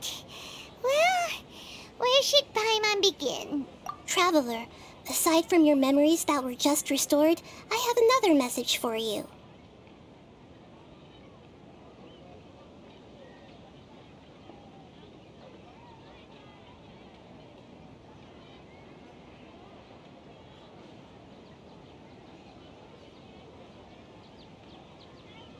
Listen to it and you'll understand. Can't go back. There are countless spaces here. Our Sub-Zeru's festival in Sumeru City is just one of them. Traveler, you should be missing 2 days' worth of memories. Paimon will fill you in. It's time to carry out our plan from yesterday. Okay, let's go!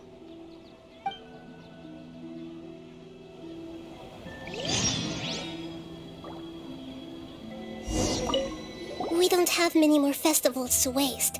Hurry and find the truth.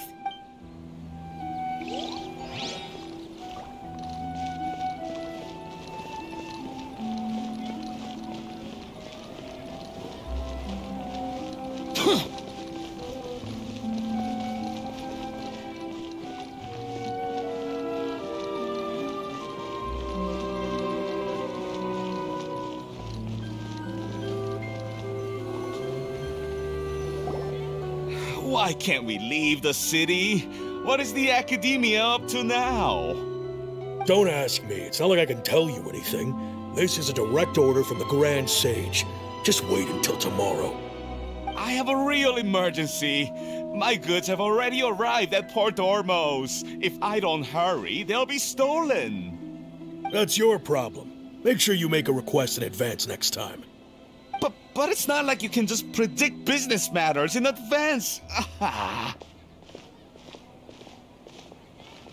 It looks like the Academia already announced a lockdown for Sumeru City today. How completely unsurprising. Let's go and question them. Hello, sir. Why can't we leave the city today? Here we go again. Don't ask me, I don't know either. We just received an order that no one is allowed to enter or exit Sumeru today. They didn't tell us anything else. Angering me won't get you anywhere. If I had that kind of insider info, I would have left this stupid post long ago. It looks like he really doesn't know. If we can't get anything out of him, let's take matters into our own hands. Why don't we climb over the walls? Those guards can't be everywhere at once. This is a good spot, and the guard hasn't noticed us at all. Let's hurry! Huh? Why? Are you going to leave Paimon behind? But what if things get really weird out there and you get into some trouble? Then Paimon won't be able to help you. Oh, Paimon knows that Paimon can't do much, but we've always been together, haven't we? Okay. Paimon will wait for you. Promise Paimon that you'll come back as soon as possible. Just a quick look. And please, be careful.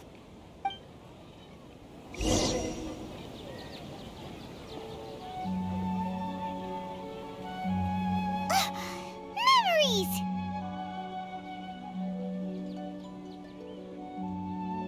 Traveler!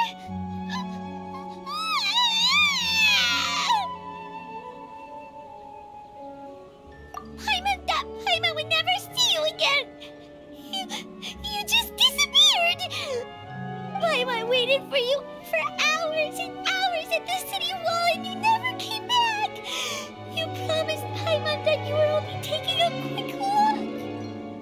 Paimon, calm down. He's here now. I don't think he understood what you were saying.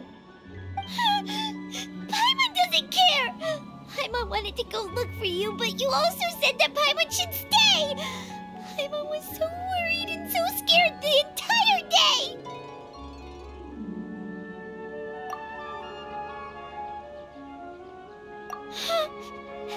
Okay. Paimon will forgive you. The most important thing is that you didn't actually disappear. Oh, Paimon was so scared that you had gone into another world. Okay, Paimon, can you tell us your perspective of what really happened yesterday? I see. Using two people's different perspectives. After that, you left the city. Paimon kept her eyes on you the whole time, but then you disappeared in an instant. No way! Paimon was watching you with the fullest attention. What's your perspective, Traveler? You sure you don't have any memory of this? I guess that explains everything. You also lost your memories the last 2 times you tried to leave the city. Those days' memories can't be awoken. So, if we leave the city, our memories will be completely erased?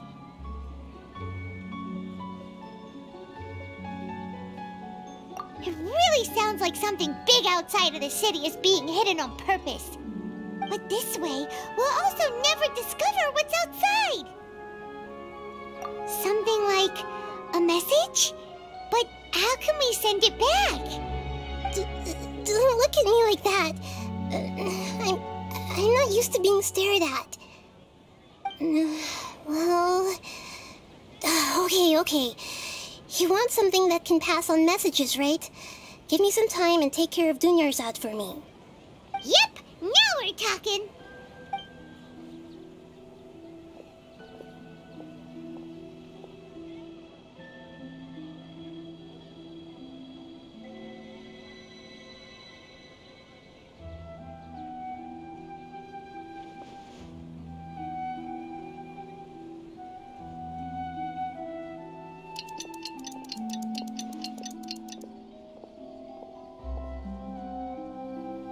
10.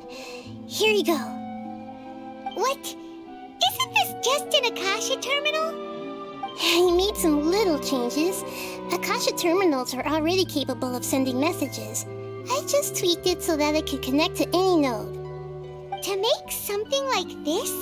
Nahida, you really know the Akasha like the back of your hand. Anyway, we can use this now to record a message, right? Yep. I'll help you save the messages. It should be pretty easy to use. I just can't guarantee the user's status and signal coverage when they're outside the city. We'll never know until we try. At least we're taking the initiative now. Let's go then. Let's expose those sages! All right. Paimon isn't as worried about being separated since it happened once yesterday.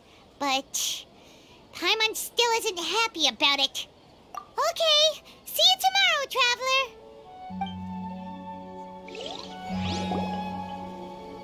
That covers everything that's happened so far.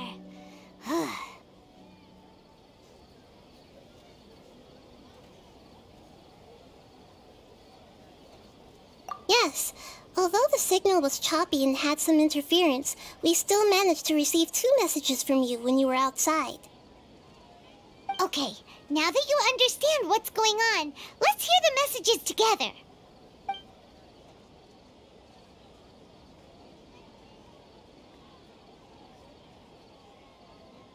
Can't go back. There are countless spaces here. Our Sub-Zeru's festival in Sumeru City is just one of them. I've entered another space. Before me are flowing sandstone and howling fish. Impossible and surreal sights. All these spaces are empty except for the occasional ones that contain mute puppets rather than people. I can't sense any human presence.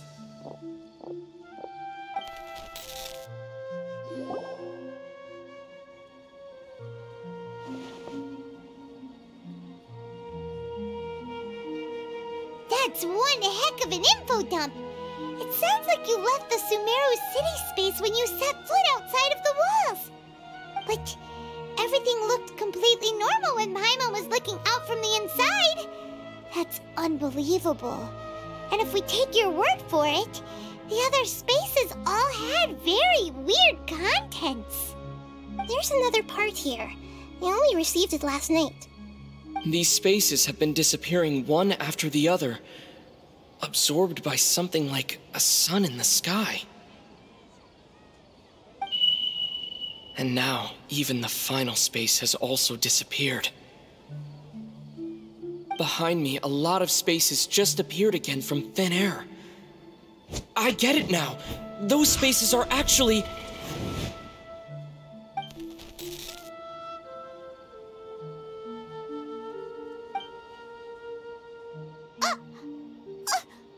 Why did the message end right there? What did the Traveler want to say? What are those spaces? Probably because yesterday just happened to end at that moment. Oh, right. Paimon did hear a beep from the Akasha. Did it come from here or from the message? The message. It should have come from the Traveler's Akasha terminal. After the beep, Traveler said even the final spaces also disappeared. Traveler, what do you think that final space could have been?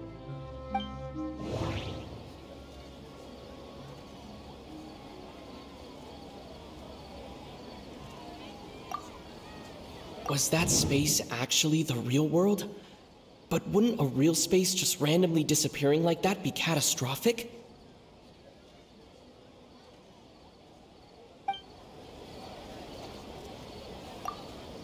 All the bizarre spaces I saw outside the city had one thing in common: a lack of human presence. My impression is that each day in this samsara only ends at the sound of that beep from the Akasha.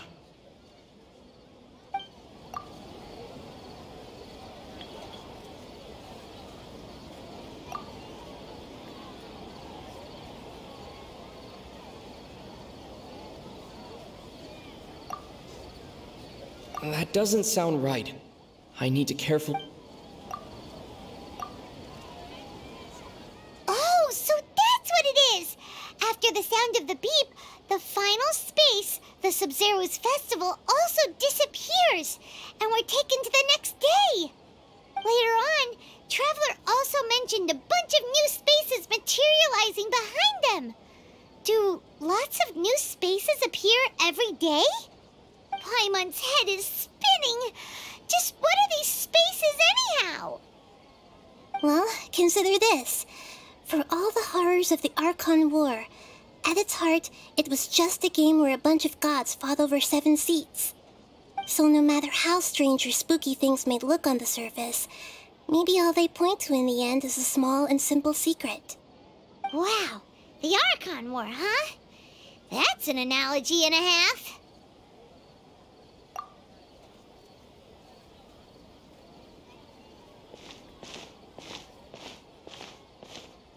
Hey, where are you going?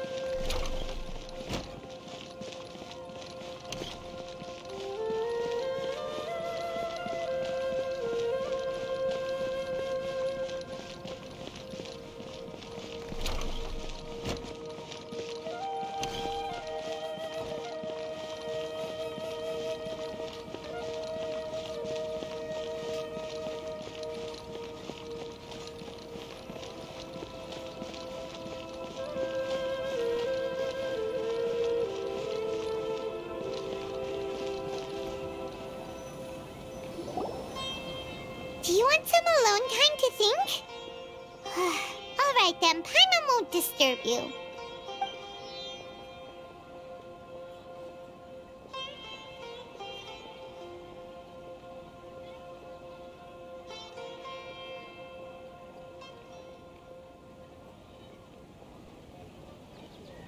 The dance of Sub-Zeros is about to begin. I'm going to go watch it. Okay. Why don't you go ahead, Dunyarzad? We still have some other stuff to do first. Okay then. See you later. Have you figured it out yet, Traveler? Time is ticking away. Awesome! What is it? Paimon wants to know. Oh, wait, no. Let's meet up with Nahida first. You can tell us both together. This time, we're gonna get to the truth.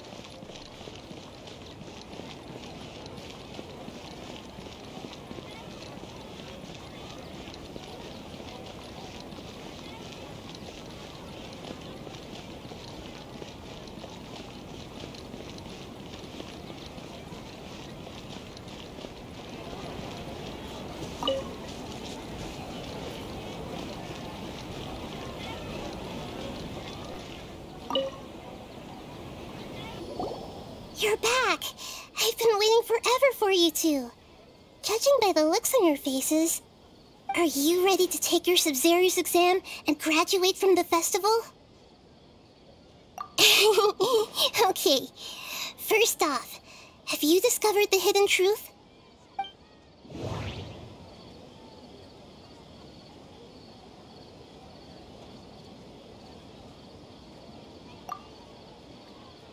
People in Sumeru don't dream. What a strange phenomenon.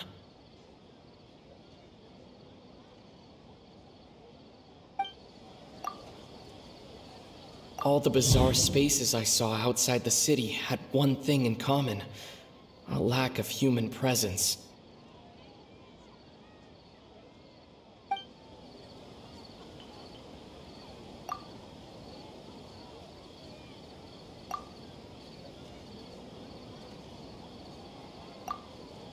Okay, Nahida said the Akasha relies on the power of a gnosis to operate, as it is the manifestation of the God of Wisdom's power. It compiles the wisdom of the entire populace, and it grants knowledge to the people.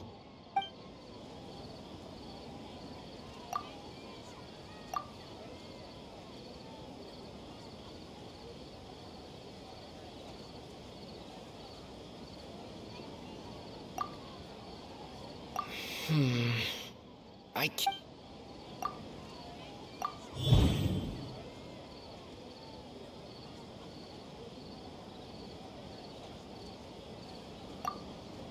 We are all in a dream. It isn't that the people of Sumeru don't dream, rather the Akasha is taking their dreams from them.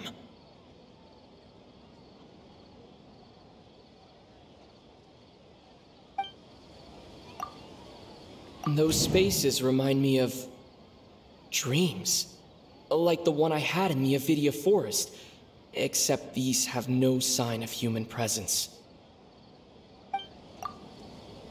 The moon, illusions, and lies. What did they all mean? We've already experienced the Sub-Zerus festival many times, and the day of the festival seems to be in a perpetual samsara. We are all in a dream. It isn't that the people of Sumeru don't dream, rather the Akasha is taking their dreams from them.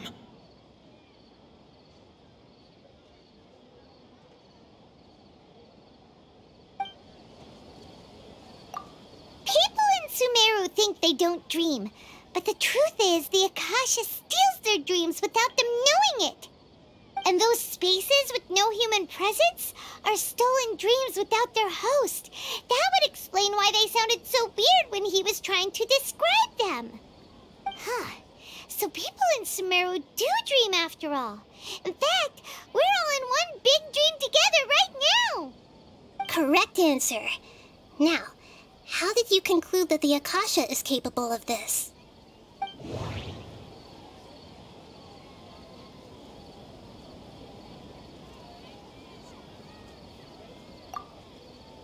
It compiles the wisdom of the entire populace.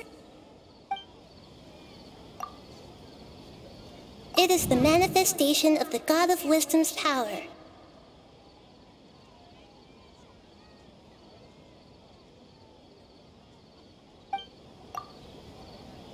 The Akasha relies on the power of a gnosis to operate. And it grants knowledge to the people. Oh, okay. Those dream-controlling creatures in the forest also get their power from the Dendro Archon, right? That would explain why the Akasha has the ability to control people's dreams, too. But is stealing everyone's dreams really how the Akasha compiles their wisdom? Isn't there anything more to it than that? Dreams are fantastical, complex, and full of imagination. People's brains are the most active when they're dreaming. In other words, dreams are rich bundles of human wisdom. So in other words, the complete opposite of how Hypatia understood it. Paimon remembers her saying that the sages think dreams are foolish delusions, and the fact that no one dreams is a blessing from Greater Lord Rukkhadevata. So it was all a dirty trick? The real story is that the sages from the Academia are using the Akasha to steal people's dreams for their own use, huh? Oh? By the sounds of it, you understand the current situation pretty well. So then, what about the samsara?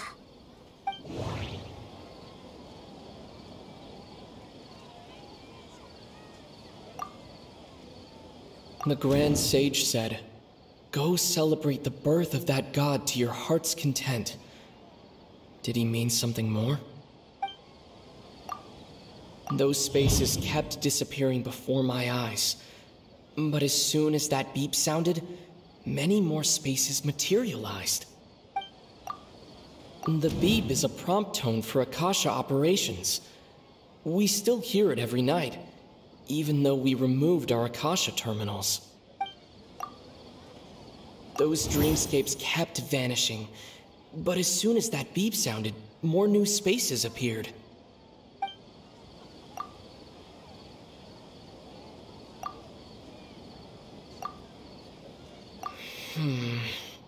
I can't...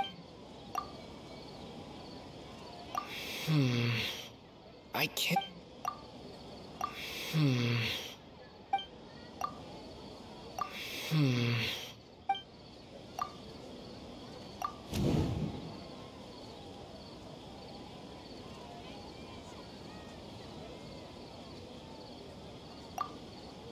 We've already experienced the Sub-Zerus festival many times. My mind feels exhausted, even though I haven't done too much thinking. What is going on?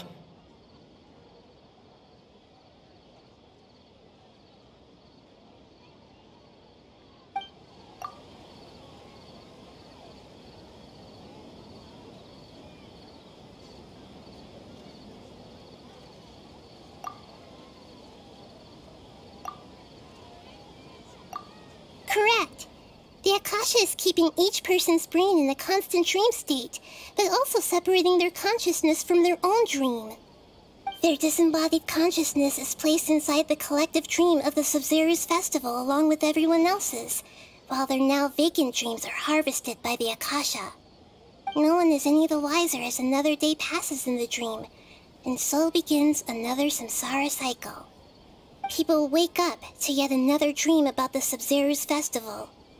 The dreams that belong to them are once again harvested by the Akasha, and so it continues. So, this is like a dream factory, and the Akasha is a dream harvesting machine. Did Paimon get that analogy right? Very good, Paimon. Using analogies well is an excellent habit to get into. Okay, so that beep we keep hearing is actually from our real-life Akasha terminals.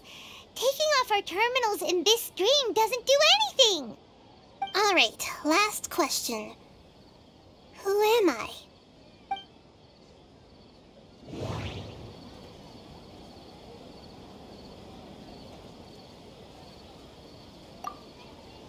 They say that alchemical divination is the Dendro Archon's divine revelation. So then, if Nahida has referred to herself as the moon... Now that I think about it, wasn't illusions a hint that we're all dreaming? Now that I think about it, wasn't illusions hinting at the sage's deception of Sumeru's people? So you noticed. I thought that one would be the hardest question. That's why I put it last. That wasn't hard at all. Even Paimon guessed that. Everything about you is different. We just didn't want to expose you is all. Now that you mention it, Nahida, you've been hinting to us since the very beginning. It's funny. Thinking back to when we were asking all over the place for info about Lesser Lord Kusanali, Paimon didn't expect to meet you like this. Yes, those can wait until we're back in real life. On the other hand, I'd be happy to answer any more questions you have about here and now.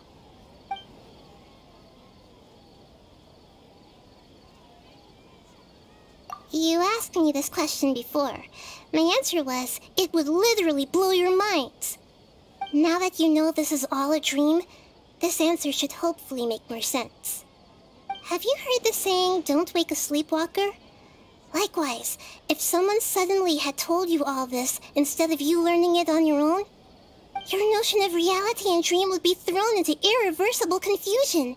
I couldn't expose you to that kind of risk.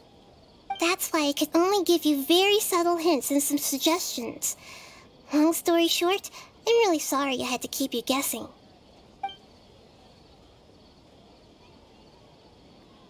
Firstly, this dream we're in is completely based on reality.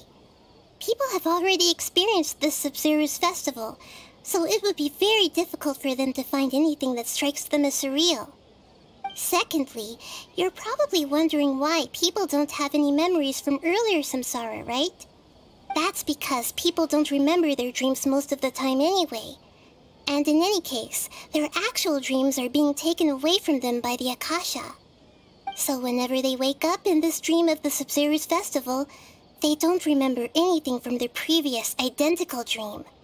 That reminds Paimon. Traveler had a dream when we were in the Avidia forest, but couldn't see what it was about after waking up. Is that an example of what you mean? Yes. Only after receiving the blessing of Dendril can a person gain the Dendril element's dream-enhancing power. That explains the feelings of déjà vu. Meanwhile, everyone else has no idea that they are in the Sub-Zero's festival samsara, while their dreams are stolen from them over and over again. Can humans really keep dreaming forever like this? Will it ever end? And if so, when? We might say your mental fatigue has already answered this question. Eventually, there's only so much that people can tolerate. Especially those whose health is compromised to begin with, like Dunyarzad. This relentless exploitation takes an even harder toll on them.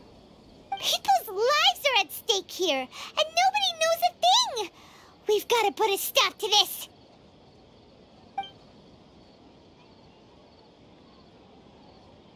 I know, right? Why did they have to base this dream on my birthday?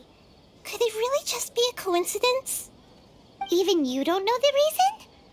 Wow, now that's strange. The Academia sages are determined to harvest lots of dreams in a short time, no matter the cost. They have to be up to no good. Unfortunately, I don't know anything about it. Traveler, do you have any information?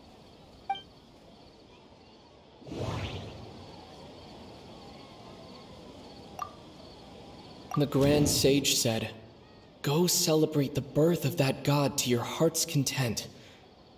Did he mean something more? Okay, Nahida said the Akasha relies on the power of a gnosis to operate, as it is the manifestation of the God of Wisdom's power. It compiles the wisdom of the entire populace, and it grants knowledge to the people. Okay, Nahida said the Akasha relied... Those spaces remind me of... dreams. Like the one I had in the Avidia forest, except these have no sign of human presence.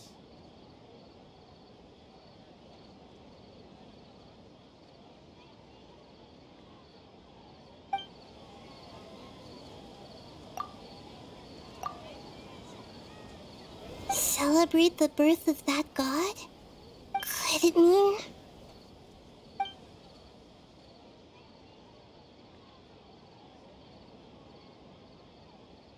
deceiving the people of Sumeru with no regard for their safety? No matter what they're trying to do, this is unforgivable. After we end the Sub-Zero's festival samsara, we have to look into them. How can the sages of the Academia do this behind their Archon's back? This is ridiculous!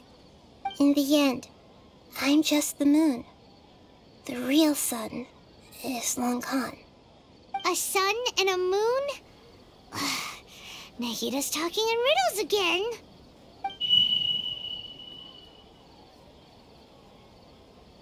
Oh, we're out of time today. I'll tell you how to break free of the samsara tomorrow. See you then.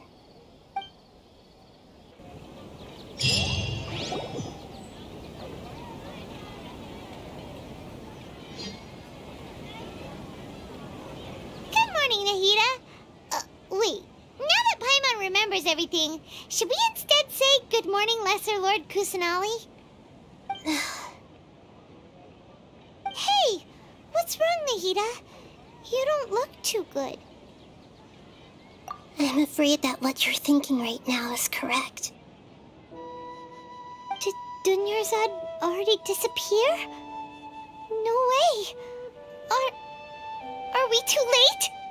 The real Dunyarzad's consciousness has indeed disappeared.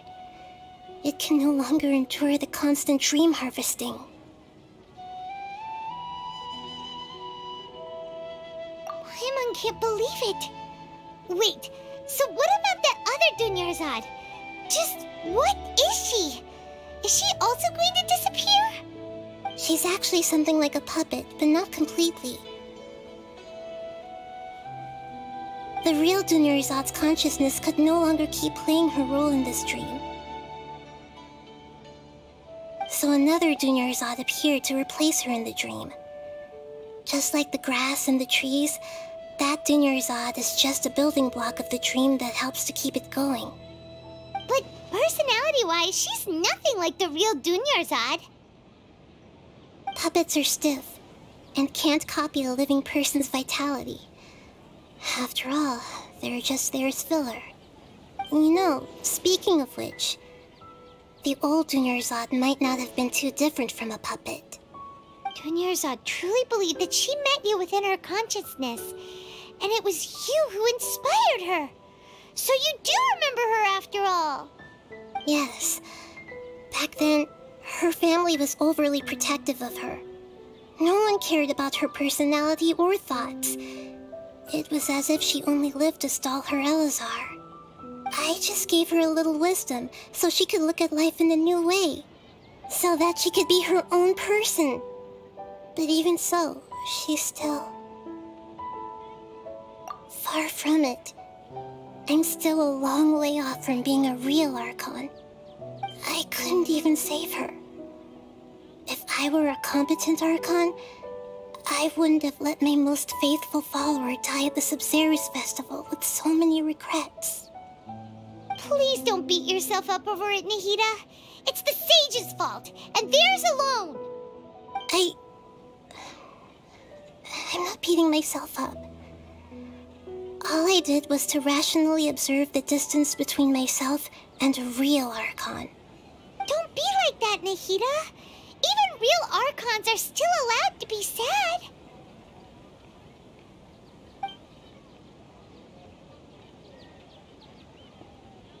To prevent more tragedies like this, we must end the samsara as soon as possible. Great, but how do we do that? Although the Sabzeruz festival dream is under the Akasha's control, only humans can dream. Even the Akasha is unable to create them. That means this dream belongs to a host who created it.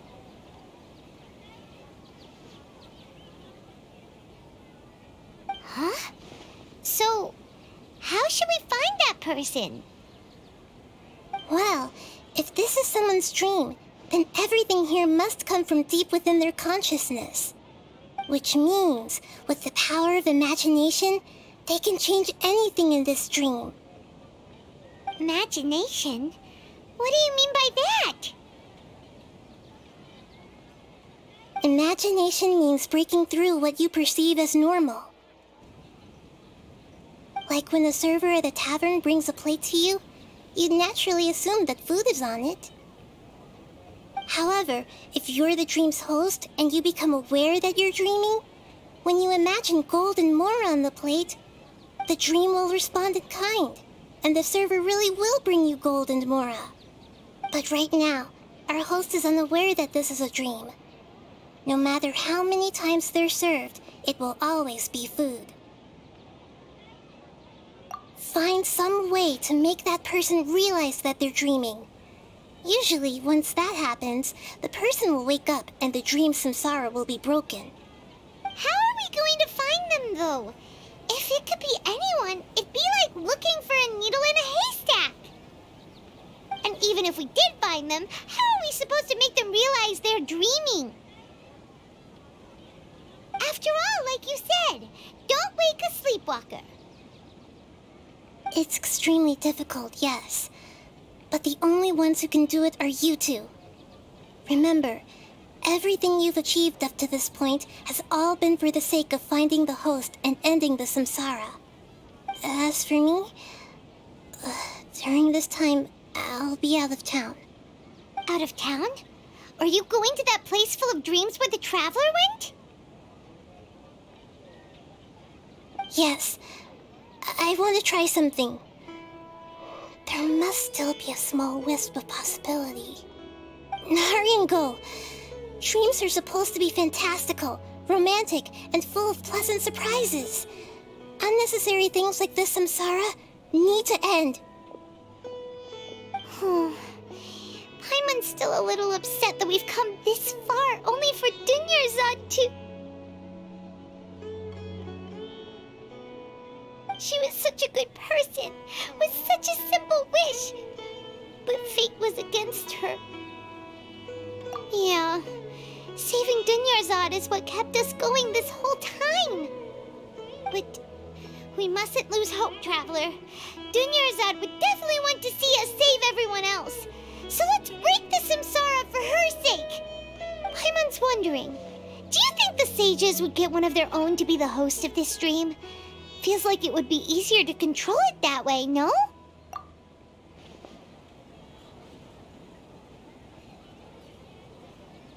Huh. That's true. Plus, the sages probably weren't counting on there being other factors beyond their control, like Nahida and us. So, who do you think the host of the dream is?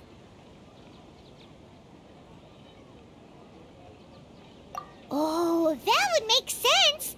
Ferris, the Knight of Flowers, is a symbol of the whole Sub-Zero's festival, right? Pretty core character.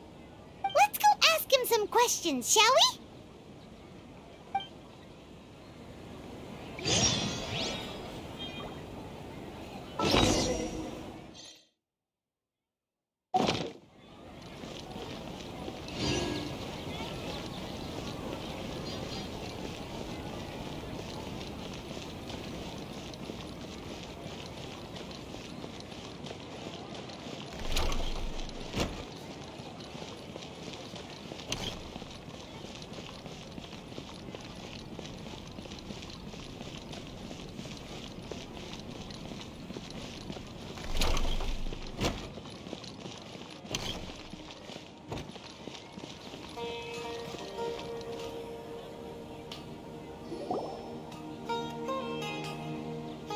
You're back. You left in a hurry last time. Is everything okay? Everything's fine, just... it's a little hard to explain. Would you mind taking part in a little experiment with us? An experiment? That came out of nowhere. I'm listening, though. What do you need me to do? Could you... make a wish? You want me to make a wish? Is that a new Sub-Zero's festival tradition or something? Less questions, more wishing! Okay. My wish. Okay. I'm a little nervous saying this out loud, but I want Miss Dunyarzad to be happy. Oh. I noticed earlier that she looked a bit down, and she wasn't really talking to anyone. She just doesn't seem like herself. She's always so gentle and kind, and all the kids love her. I've also wondered if the reason she asked me to be Ferris Knight of Flowers is because I'm special to her, or something. So, you have a crush on Dunyarzad? Oh, is it that obvious? After what I just said, I guess it is. When she placed the hat of the Knight of Flowers onto my head, she said to me, I want everyone to have a happy Sub-Zero's festival. What she didn't realize was that I'm not that interested in how everyone else feels. In that moment, I just wanted to be her Knight of Flowers for the rest of my life. 50 years? 100 years? I'll serve her till the end of time. Okay, yeah, that was a bit much. Felt like the right moment to get it off my chest, but that was pretty embarrassing. Okay, I'm ready to make my wish. I would like Miss Dunyarzad to appear in front of me right now with a smile on her face. Here goes. Please come true. I'm gonna open my eyes. Oh, you're... What? Faki? Sorry, but only one portion of Yalda candies per person. Back home you go. Nice try, you two. Anyway, never mind. I don't need to see her appear right in front of me. As long as she's happy. Guess he isn't the host of this stream after all. Should have expected it wouldn't be this easy.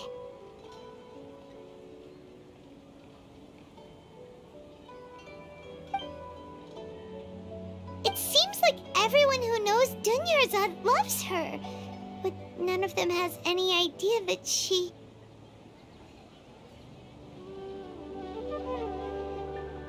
My lady, step back. That sounds like Dia! Oh, right. This is when Dunyarzad bumps into the kidnappers. Huh? But Dia can handle them! Hey, Traveler!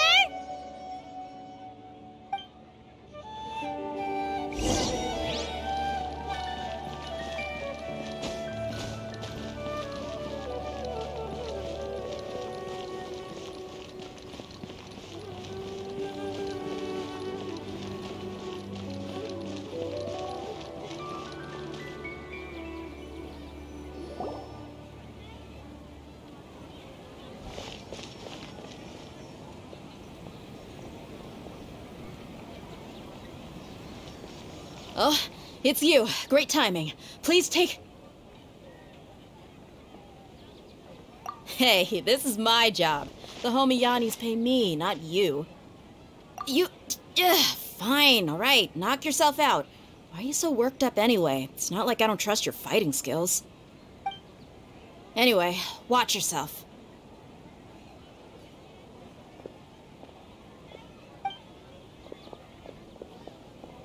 So you got yourself some backup. Suit yourself. You're going down.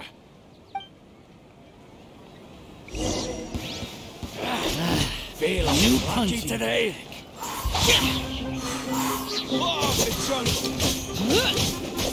Try to keep up.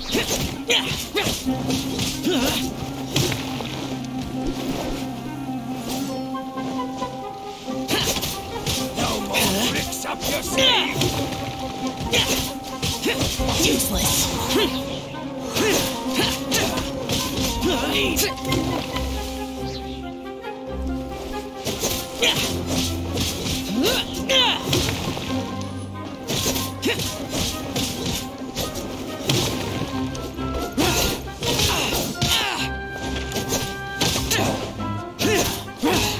I'll be back.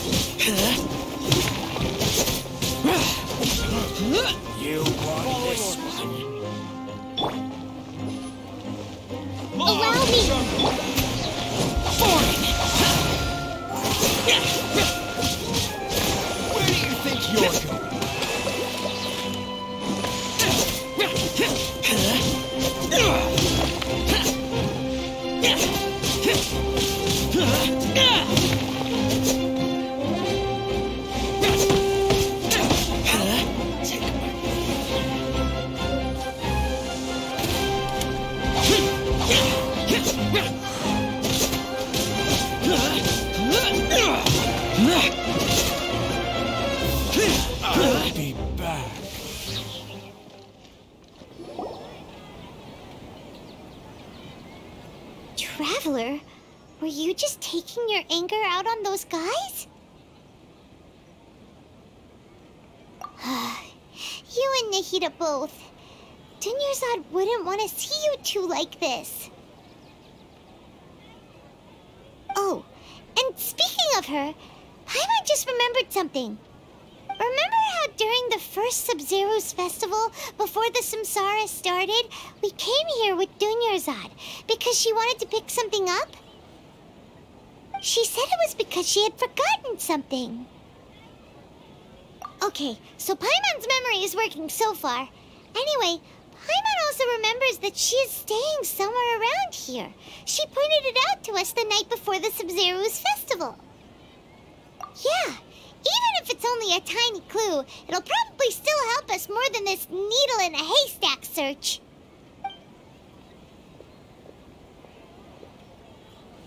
This is the place. It's rude to enter other people's spaces without permission, but desperate times call for desperate measures.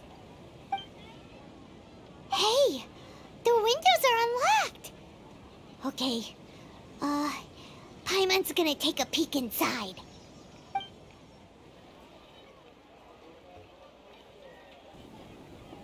This was only a temporary residence, so there was pretty much nothing inside except this book on the table.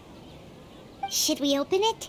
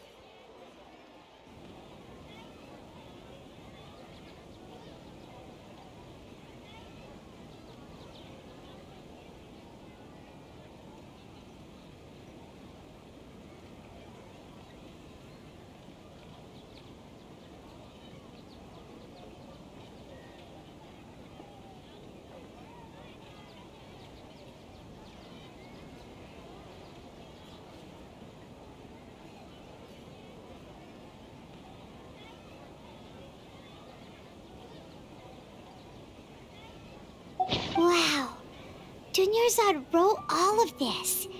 Sounds like she was always thinking of us even while we were away. Even though she was also busy preparing for the Sub-Zero's festival and had all her health problems to worry about. She must have wanted to give this to us as a gift on the day of the Sub-Zero's festival, right? If we hadn't found this book, we never would have known. But now that we know, we can't even thank her. Hey! Where are you off to now?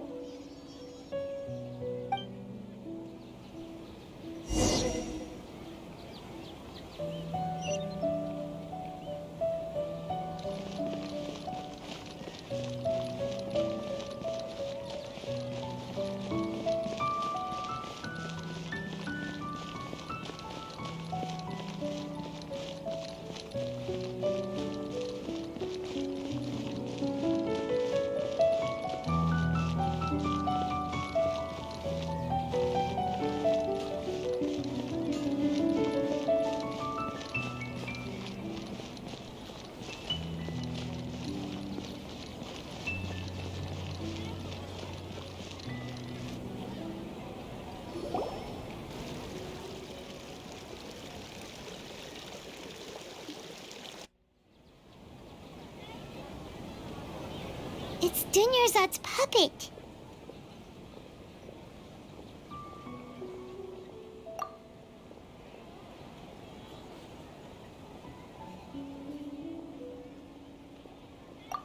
Traveler? You must be exhausted. Come to think of it, we've been stuck in this place for a really long time. Heck, even the last time we were chatting happily with Dunyarzad feels like an eternity ago.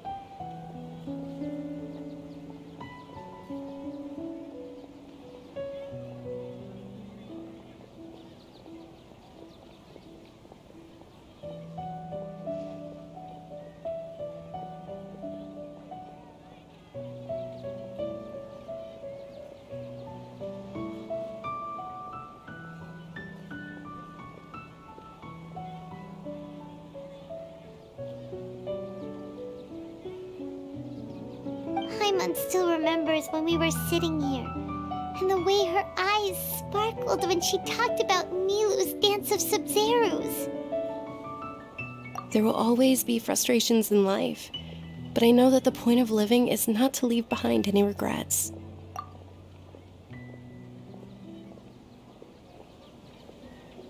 That was what the real Dunyarzad said, wasn't it? Does that mean... Yes, Traveler. What is it? Oh, so she's still just a puppet. But just now, how come... What? Where are we going this time?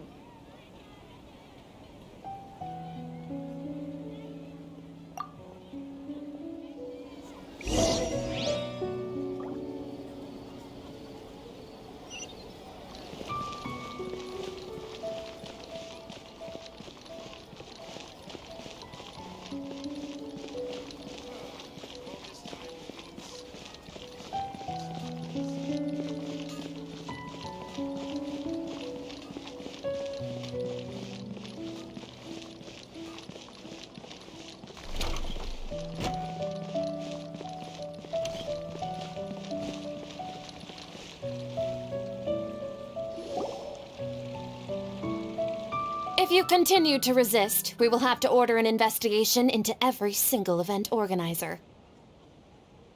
The Grand Sage has already granted you much leniency. I advise that you exercise tact.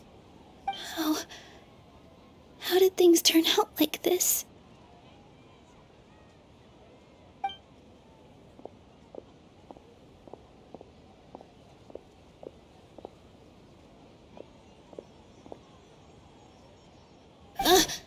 Traveler? You don't have to get involved. He's a sage from the Academia. I don't want to drag you into this. Traveler? Traveler? What the heck are you doing? If you get arrested by the Academia, that's another day gone to waste!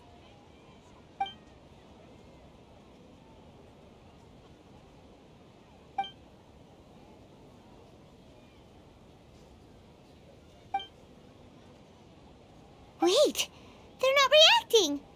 Have they been scared stiff? Oh, of course! If this is the sage's plan, they wouldn't put themselves through this. So they're just substitutes. What is this? What happened to the Grand Sage and his entourage?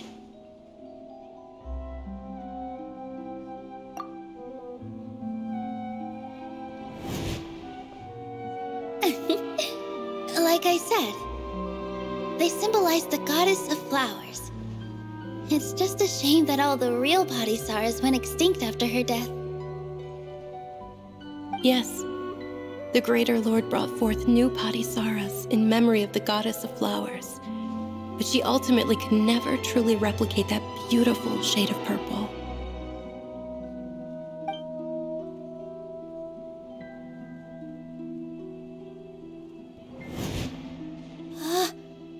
Beautiful shade of purple. Aren't these flowers real Padisarahs? Just like the ones from the legend? I didn't even notice. Dunyarzad, did you find these?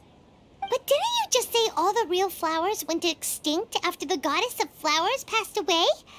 So, how? Yeah. What's going on here? Huh? You guys are acting weird. But okay, I'll try.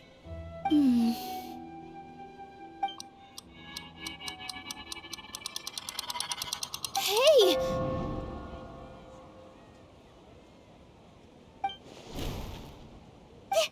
They disappeared! So Nilu's the host! What a surprise! Purple body Saras don't exist in the real world anymore. But in Nilu's subconscious, they can appear as decorations on the stage. It's just like the example Nahida told us. People assume there will be food on a plate, and Nilu assumed there would be real Patisaras in the flower pots. So when you saw the flowers, you instantly knew it was Nilu? But if we want to end the samsara, we need the host to become aware that they're dreaming. How should we make Nilu realize that? Am I dreaming? Huh? So I'm right. Is this Lesser Lord Kusanali responding to our celebration of the Sabzeruz festival? Wrong guess, but you aren't completely wrong either. The point is, what made you think this is a dream? As far as you know, people in Sumeru don't dream, right? Yeah, but have you heard the tale of the first sage? To prevent a calamity, he went on a journey to find the Dendro Archon. Ooh, sounds familiar. Dunyarzad told us a story like that when we first arrived in Sumeru City. So it was about the first sage, huh? Yep, but in the part you heard, he hadn't become the first sage yet. There's more to the story. His piety and wisdom were acknowledged by the Dendro Archon, and she finally gave her blessing to him. All kinds of spectacular scenes appeared in front of the first sage, as if all the knowledge in the world was being painted onto a canvas right before him. He was captivated. After who knows how long, he mastered all the knowledge he could comprehend. Afterward, he said to the Dendro Archon, "I miss my parents, my wife, and my children. I've been away from home for far too long. They must be worried." The Dendro Archon smiled. The next second, the sage found himself lying in his bed, as if he had just woken up from a dream. His wife, lying next to him, said, "You're off to search for the Dendro Archon today, aren't you? Have a safe journey, my love." In the end, the first sage took care of many disasters in Sumeru City, and founded the Academia. What a happy ending. So, the first sage was dreaming ever since the beginning of the story?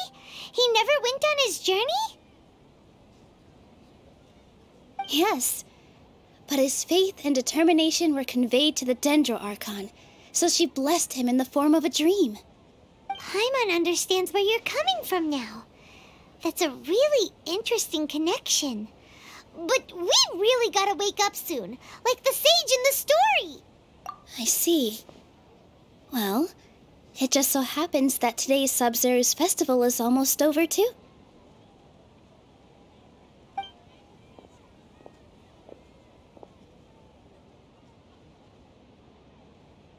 Since we're in a dream, let's make this final dance of Sabzeruz as beautiful as we can.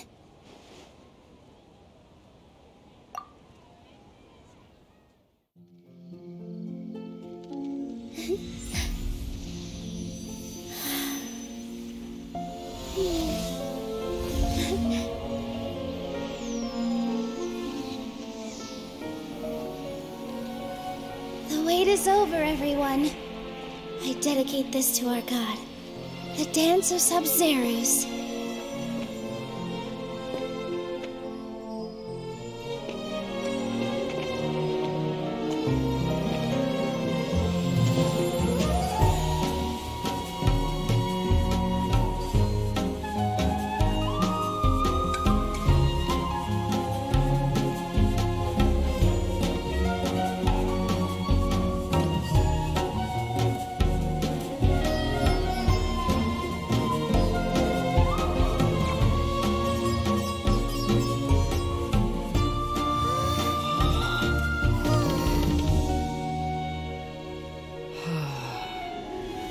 I'd be lying if I said I had no regrets. I would have loved to see Nilou's dance.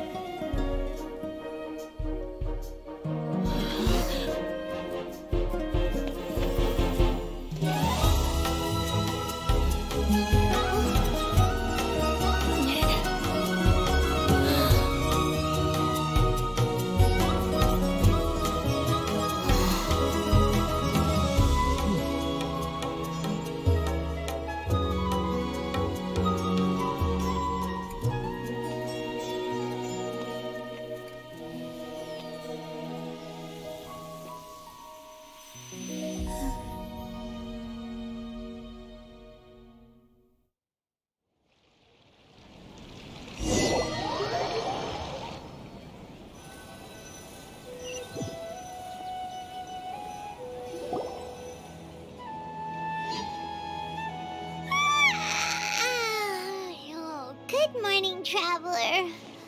Oh, Paimon feels like she's been asleep for the longest time. Paimon's head feels super heavy. Did we oversleep? Do you even remember going to sleep last night? Paimon thinks it was after the Sub-Zero's festival. The Sub-Zero's festival! Have we finally escaped from the Sub-Zero samsara? Quick! Take off your Akasha terminal!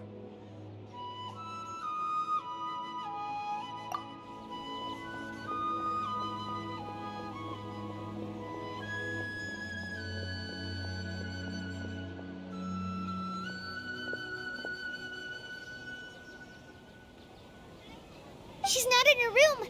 What happened? Huh? What usual spot?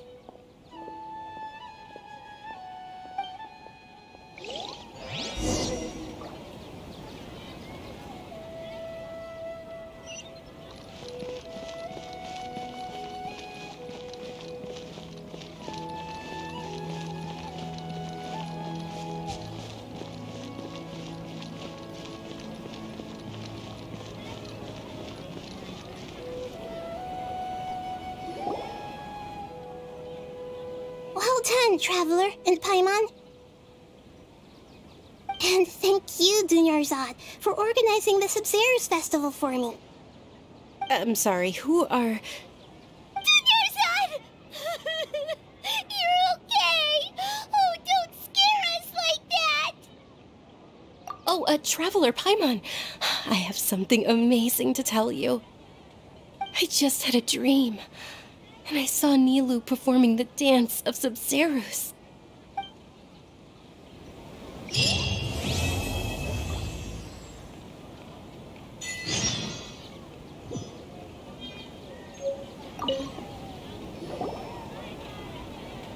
You're actually Nahida, aren't you? Paimon felt like Catherine was acting weird when we met at the Sub-Zero's festival. And Dunyarzad, did you save her? It's a really long story. We shouldn't disturb her. Her consciousness is still weakened. Let's chat somewhere else. How about by the Traveler's favorite bench?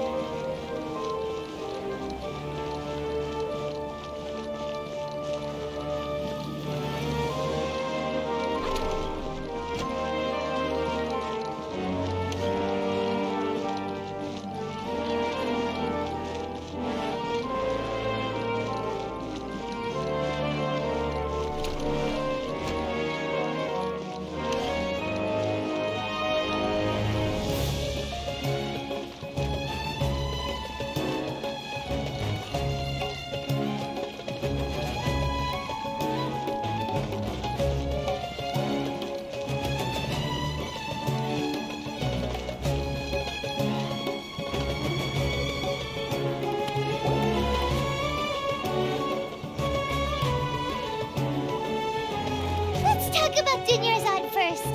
It's such a relief that she's all right. After we parted on the last day of the Sub-Zero's festival, I left the city and saw what the traveler had described. Among the countless dreams, I found one that was growing fainter and fainter. This proved my suspicion. Once Dunyarzad could no longer bear the Akasha harvesting her dreams, her consciousness began to dissipate. But this also meant it escaped the Akasha's control. Such a small fragment of consciousness can't last for very long, though. It will return to its original dream, where both will gradually fade until they completely disappear. I used all the power I had to keep her dying dream alive as long as possible, but it still wouldn't have lasted for much longer if it hadn't been for you two breaking the samsara. So it looks like we did manage to save Dunyarzad in the end, and not a moment too soon. Huh? Why are you two smiling so happily? I thought you'd be so moved that you'd start crying. I need to spend more time observing human emotions. Both are fine. Everyone reacts differently. All right. You two must have a lot of other questions for me, right? After all, you saved my faithful believer. As your reward, I will answer any and all questions. At the Avidia forest, there was this incense that made the traveler fall unconscious and dream of a huge tree and a red sky. You also heard someone's voice, right? It said world and forget me. Yeah, so you do know! We've been wanting to ask you what that was about, and if the red sky was related to Conria. It seems like the traveler established a connection to Irminsul. That was a message left by Greater Lord Rukkhadevata's residual consciousness in Irminsul. Perhaps her last memory before she died. As you two probably know, Greater Lord Rukkhadevata disappeared after the disaster in Conria. The timings of these events do line up, so your suspicions are reasonable. A message from Greater Lord Rukkhadevata? We thought it was from the Scarlet King. The Scarlet King? That god who died even longer ago? Some present-day desert dwellers still worship him. You probably just heard some of their conspiracies. Okay, so what does the message mean?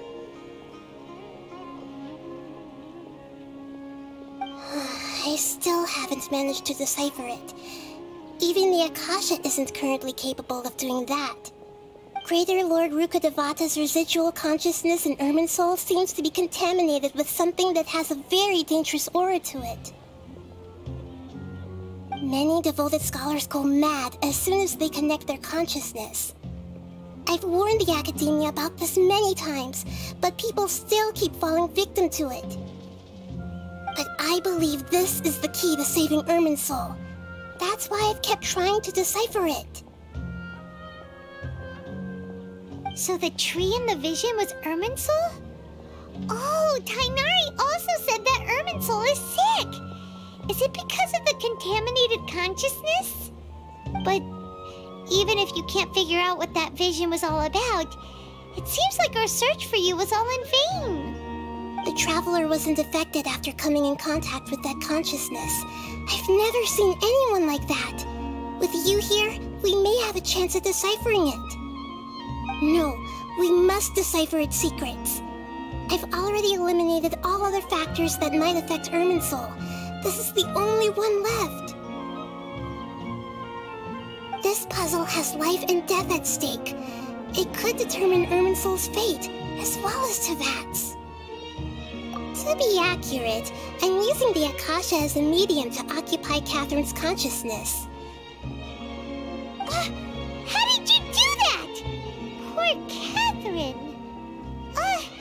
Does this mean you can also occupy other people's consciousnesses? Theoretically, I can enter anyone's mind as long as they're wearing their Akasha terminal. The Akasha is the legacy of Greater Lord Rukkhadevata. As Lesser Lord Kusanali and the first Akasha terminal, my consciousness has always been linked to the Akasha. I've always respected my people's free will, so I've never actually occupied their consciousness. When necessary, I just borrow this bionic Snezhnayan puppet. Hold on.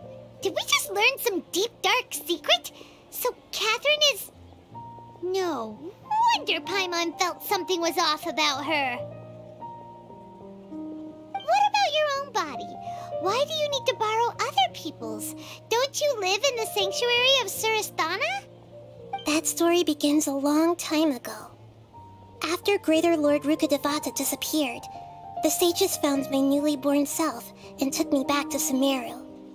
At that time, I was young and weak.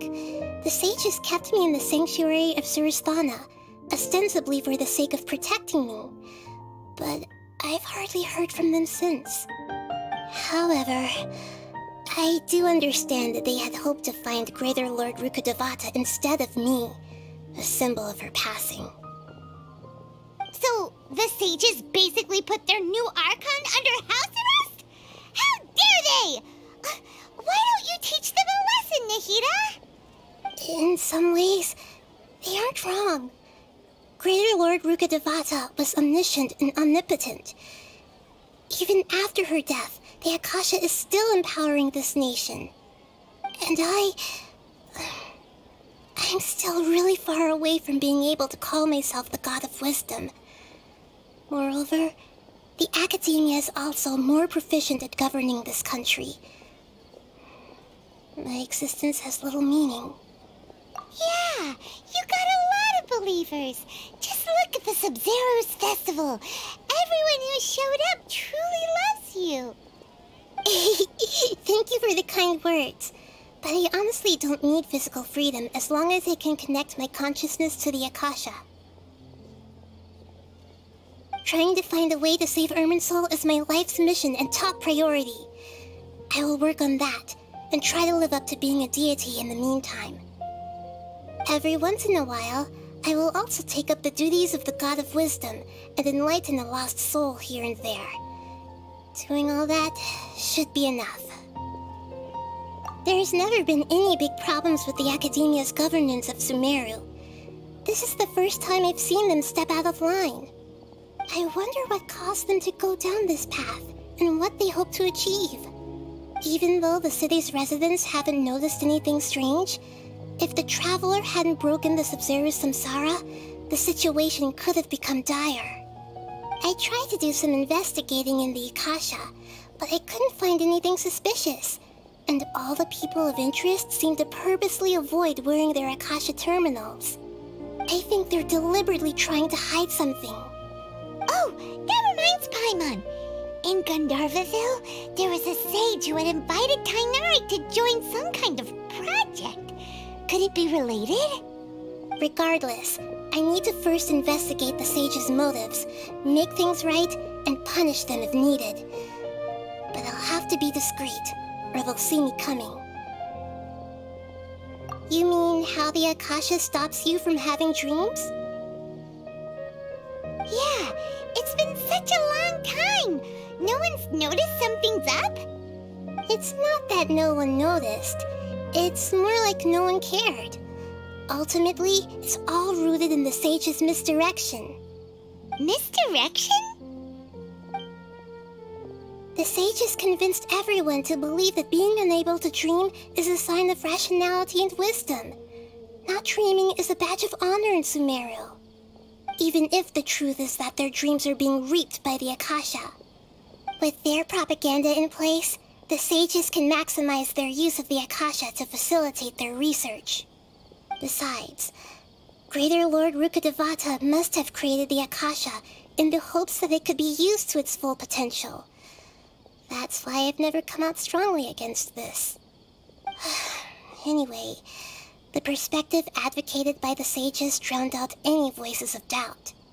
By now, even those who never use Akasha terminals find it too shameful and embarrassing to talk about their dreams. Got it. I hope my answers were satisfactory, seekers of knowledge. To be honest, maintaining Dunyarzad's fading dream took a lot of mental energy. I think I may need to rest for a while. Oh, and you don't need to worry too much about the Sage's activities for now. The Akasha won't be able to conduct another project on the scale of the Sub-Zero Samsara in the immediate future. Go and get some sleep. Leave everything to us. What a relief. This is truly the most exhausting birthday I've ever had. Traveler? Paimon? Why am I here? Do either of you know? Maybe you were sleepwalking. You know you can't wake up a sleepwalker. We happened to walk by, so we thought we'd wait for you to wake up. I see. Huh. I should visit my maintenance personnel sometime. Oh, I'm fine. I better go. Thank you.